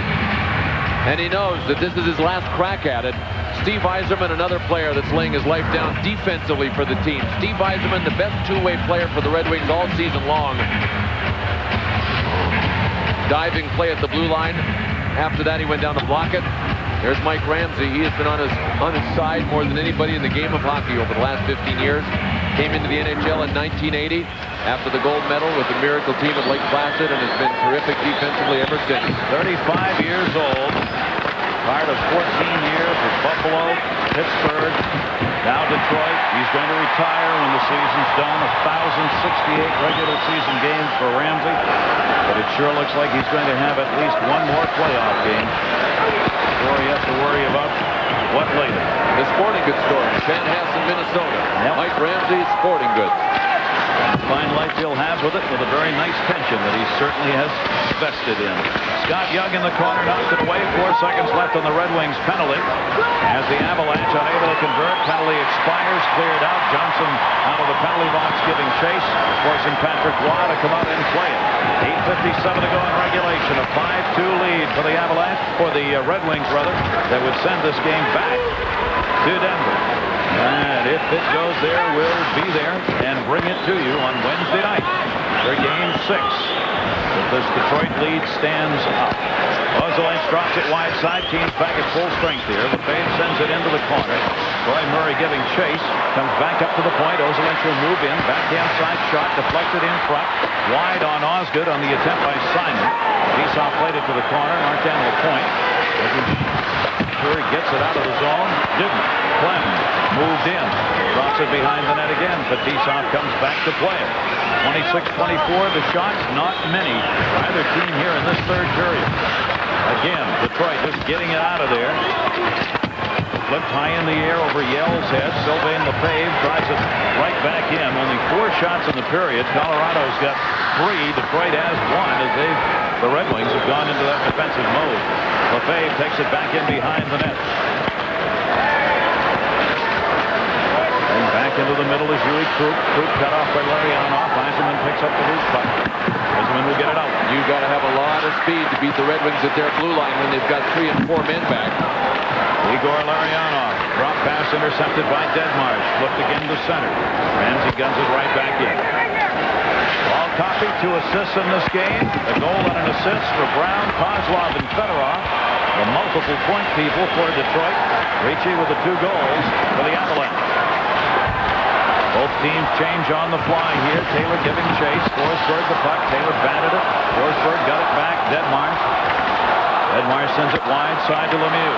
Lemieux with Forsberg cutting. Never had a chance to get the pass off. Osgood played it off the near side boards. Taylor and Madam foot do battle. Puck runs up to Deadmarsh. Penalty coming up. Delayed call. Going to be on Detroit again. LeFay back for Deadmarsh. Knocked away by Taylor. There's the whistle. And over on the far side, Bergevin getting into it with Gusarov. But it was Forsberg and Fedorov that were going at it. These two guys have played nose-to-nose in this series. And Forsberg was ridden off the play into the corner by Fedorov. They came off the boards. Looked like an even kind of match, but I think Fedorov is going to go.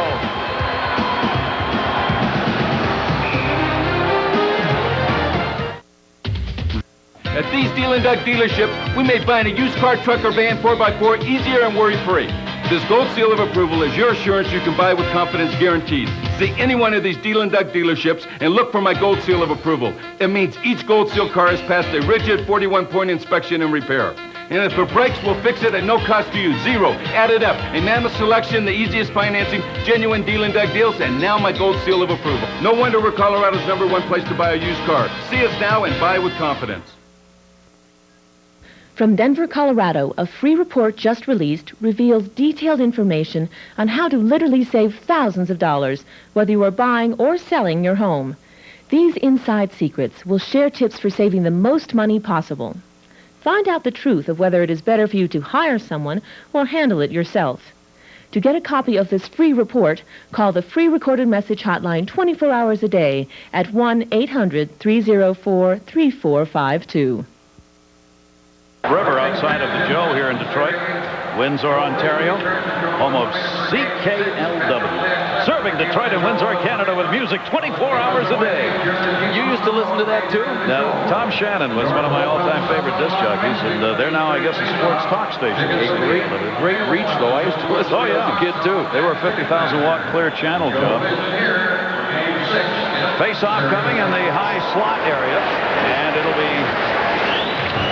They're going to pull Patrick Waugh here. They've got a power play. Waugh is leaving for the bench with 6:43 to go in the third period. Claude Lemieux running it in. Mark Crawford figures, hey, we're down by 3. We got to get some goals. Might as well have a 2-man advantage here. Tells you how aggressive Mark Crawford is. Fedorov went out on the interference call at 3:08. So an empty net here as early as you'll probably ever see it in a game. Chased back by Kaminsky. 2 power play goals and 3 chances so far for the Avalanche. In, Kaminsky. Puck checked away. Diving Draper. What a play.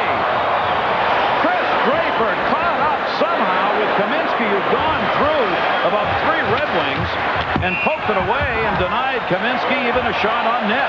What I can't believe is that Draper didn't give up on him because it was a 1-on-2 at the blue line. I mean, the odds of Kaminsky getting by both defenders. I mean, Draper never gave up on it. He just kept on coming. What a defensive play. See, here's Kaminsky. He has to go by 2 people. Mike Ramsey and Bergevin were both beat. Chris Draper just kept on coming. He was back with Scott Young, but he had to take a couple of quick strides. Well, you know what Chris Draper said? While everybody else was learning how to score goals in junior hockey, I was playing for the Canadian national team in their developmental program, and I was learning how to be a defensive hockey player.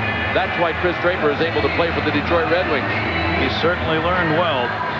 Draper denying Kaminsky a break-in. Kaminsky's about to be wondering what he's got to do. One of those leading scorers for this Avalanche team who just can't get on track here at this point in the playoffs. He hasn't had a point, has he, in this series? And this is where we're getting down to 5 minutes to go in Game 5, and he had 85 points in the regular season. Just disappeared. Came in at a -2 into this game. You saw Patrick Waugh back in net. Draper again moving in. Short-handed save made by Waugh. 52 seconds left on the Avalanche power play. 5:40 to go in the third period. They're still trying to get Patrick Waugh out, and there he goes. Now, he may get caught on the bench, you know, when this penalty expires. Sakic had it poke checked away. Ozolinsh has got to wait for him to get onside. Empty net at the other end again. Sakic trying to hold it in, can't. Doug Brown lost it as Sakic picked it up. Power play with 28 seconds remaining on it. Batted into the corner. That was hit with a high stick in any event. It'll be played at the far end by Ozolinsh. Brown wasn't going to touch it, let it go. Cleared off the near side, wall for Lemieux. Osgood, you think he's thinking about taking a shot? He scored one. Konstantinov cleared it around. Sakic trying to knock it down. Can't. 5 left on the power play. Patrick Waugh. See if he comes back in. You saw Osgood looking. Clem overskated. Still nobody at the other end. Flipped ahead for Fedorov. Didn't know where it had gone. Power play's over. Waugh's not back in net. How about this? Patrick Waugh still out of the game. The power play is over. He used to do this when you played shinny. You didn't have a goaltender anyway. Fetisov had it blocked. Gusarov. They've made the change now. Patrick's changing on the fly. It'll become a habit. Cleared back in, and Waugh guns it down as Fetisov took the shot. You don't see that very often. No, you see him come out on the fly, but you don't see him go back in on the fly. Power play had ended. He stayed on the bench. Calmly came back out. Detroit killed it off. Still have the 5-2 lead. Keane sent it in. Blocked Taylor. Taylor starts the other way for the Red Wings. Took the hit by Sakic in the middle for Keane. Coffey intercepts. He's got a lot of room. Paul Coffey dropped it off. Far side Taylor. Taylor for the point. Kicked away Gusarov to Adam Foote. Foote starts it up. Foote will just dump it in. Avalanche changing. Osgood plays that one. A 5-2 lead. The Red Wings on top. Trying to send this back to Denver on Wednesday night. Doug Brown, who's got a goal, goes to the corner for it. Off for Fedorov, who's got a goal. Fedorov tripped as he came to the line. Penalty coming up. There's the whistle. The Detroit Red Wings will get the power play to go along with their 5-2 lead.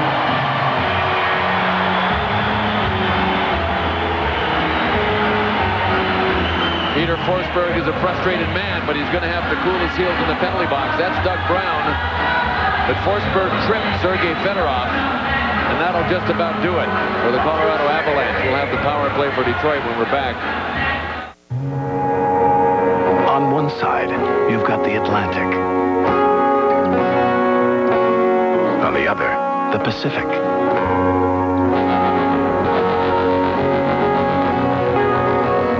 And in between, the wide open spaces of the Chevy S-Series. Pack your bags. Chevy S-Series, like a rock. Few things could have prepared me for the horror that awaited me that day. Oh, how inhumane. It must be 110 degrees in there. We gotta do something. You, call 911. You, get a locksmith. Hang in there. The heat and light could easily trigger a degradation of flavor components.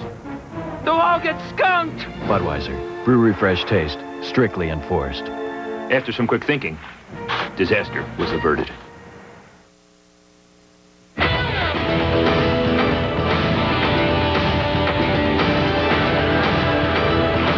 Well, there's still hope that the Cup could reside here at the Joe Louis Arena. All of these games had, if necessary, before them once. Not anymore. They're all necessary.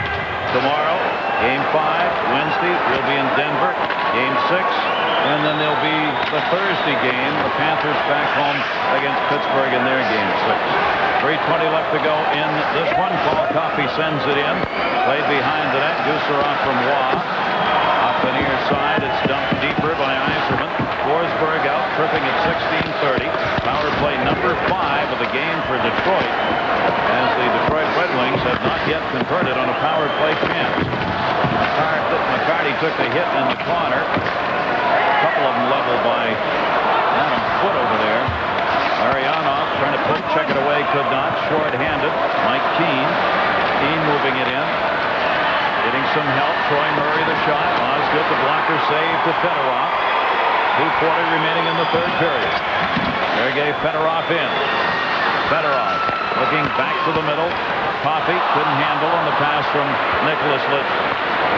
Oh, Coffey will pick that one up. We've had no scoring here in the third period. The Red Wings got that 5-2 lead, and that's where it has stayed. They got the last 2 goals. One that came from Johnson at 19:28 of the second. The extender tipped back behind the net to Johnson. Doug Brown fakes, dropped it. Johnson, Brown, shot, deflected off the D in front. Back to Fetisov. Greg Johnson. Fetisov. Power play Detroit here. Fedorov, Johnson. Shots! Wide by Brown. Brown, the rebound, hit the side of the net, then got leveled.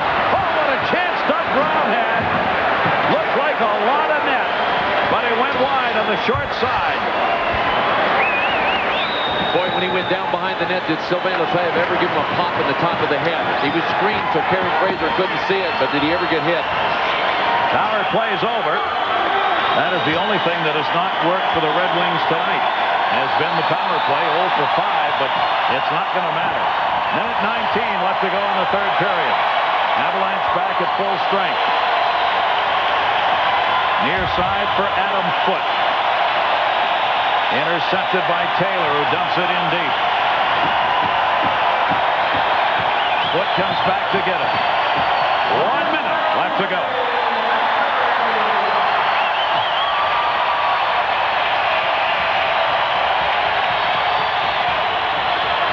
And Adam Foote at the other end, getting into it here with Chris Draper. Linesmen move in.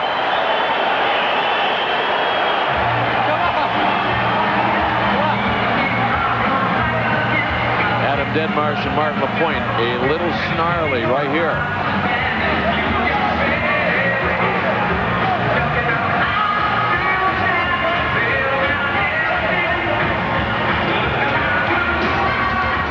Well, Kerry Fraser decides our Head and Shoulders storyline. The Red Wings, games 1, 2, and 4, 4 goals.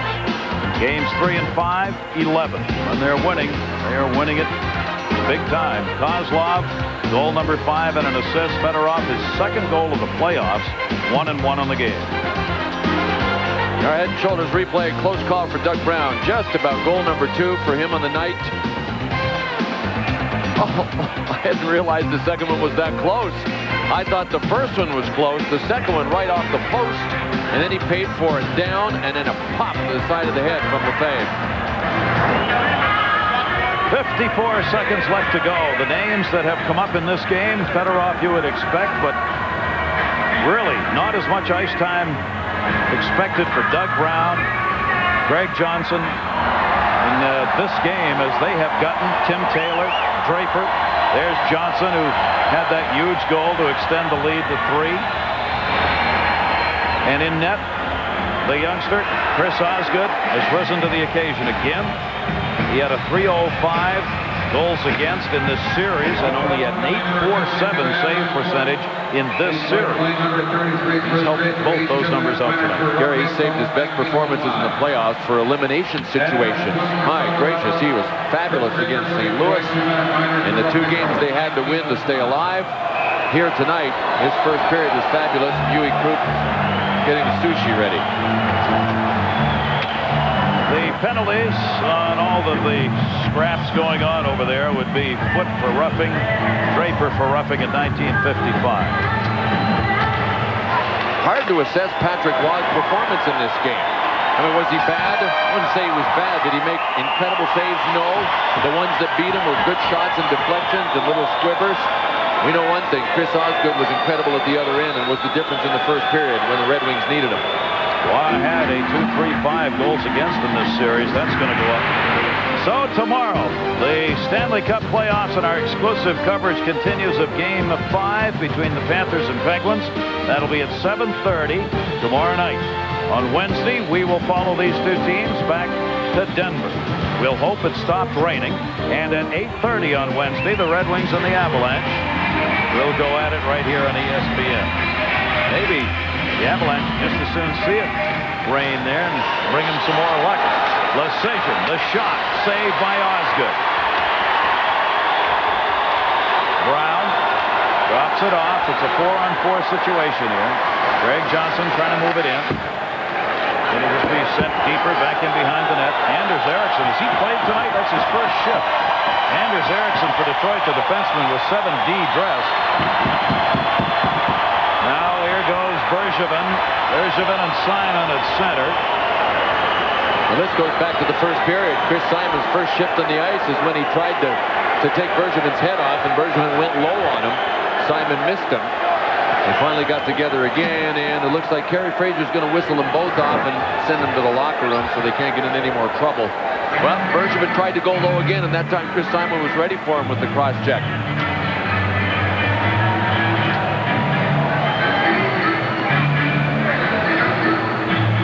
Simon's got to be careful here not to put his team in a hole for another game. I mean, if this thing kind of gets carried away and other people get involved. Simon making sure he doesn't have any collectibles hit him on the head. Well, he's supposed to be in the locker room, but Doug Holmes, our director, and our eagle-eye camera people that are working for us can't hide on us, Chris. We know where you are. I want to remind you, baseball tonight will be coming along as soon as we have completed this game. Chris Berman and Peter Gammon standing by to update you on today's scores and highlights. Baseball tonight next. 20.9 left to go here. A 5-2 lead for the Red Wings. Barring any other penalties, we'll finish this game here on a 4-on-4. Simon and Bergevin get the cross-checking calls to match it up. Still 4-on-4. Intercepted. Doug Brown for his second goal of the game. Brown trying to center. Waugh came up, stopped it. Well, that kind of says it all for the Avalanche. That, to me, is Patrick Waugh's best save of the game, and it comes with 7.4 seconds to go, and it's meaningless. The Avalanche never got it cranked up. A step behind, and Doug Brown was part of the big onslaught. What an effort he has put in here in game number 5. You know, at one time when the Communists were still in power, we would be calling this unit 4 Reds and the Brown. Not anymore. We just nickname him Brownoff. Detroit wins it 5-2.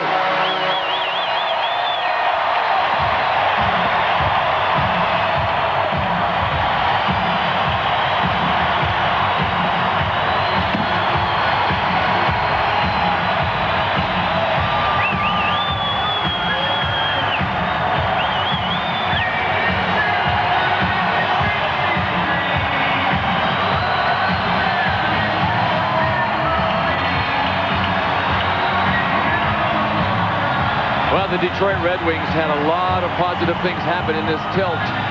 They got goals, even strength. They got goals from forwards that hadn't produced. They had the jump. They had Chris Osgood. They are absolutely alive. And now the pressure shifts to me. Back on the Avalanche. Scotty Bowman has pulled another one out, staved off elimination for the 3rd time in this year's playoffs. It's a horse race. 28-26 the shots in favor of the Avalanche. But in this one, they live to fight again. The Red Wings win it 5-2. For Brian Ingram, Bill Clement, I'm Gary Thorne. Thanks for joining us, everybody. Back to you, John and Barry.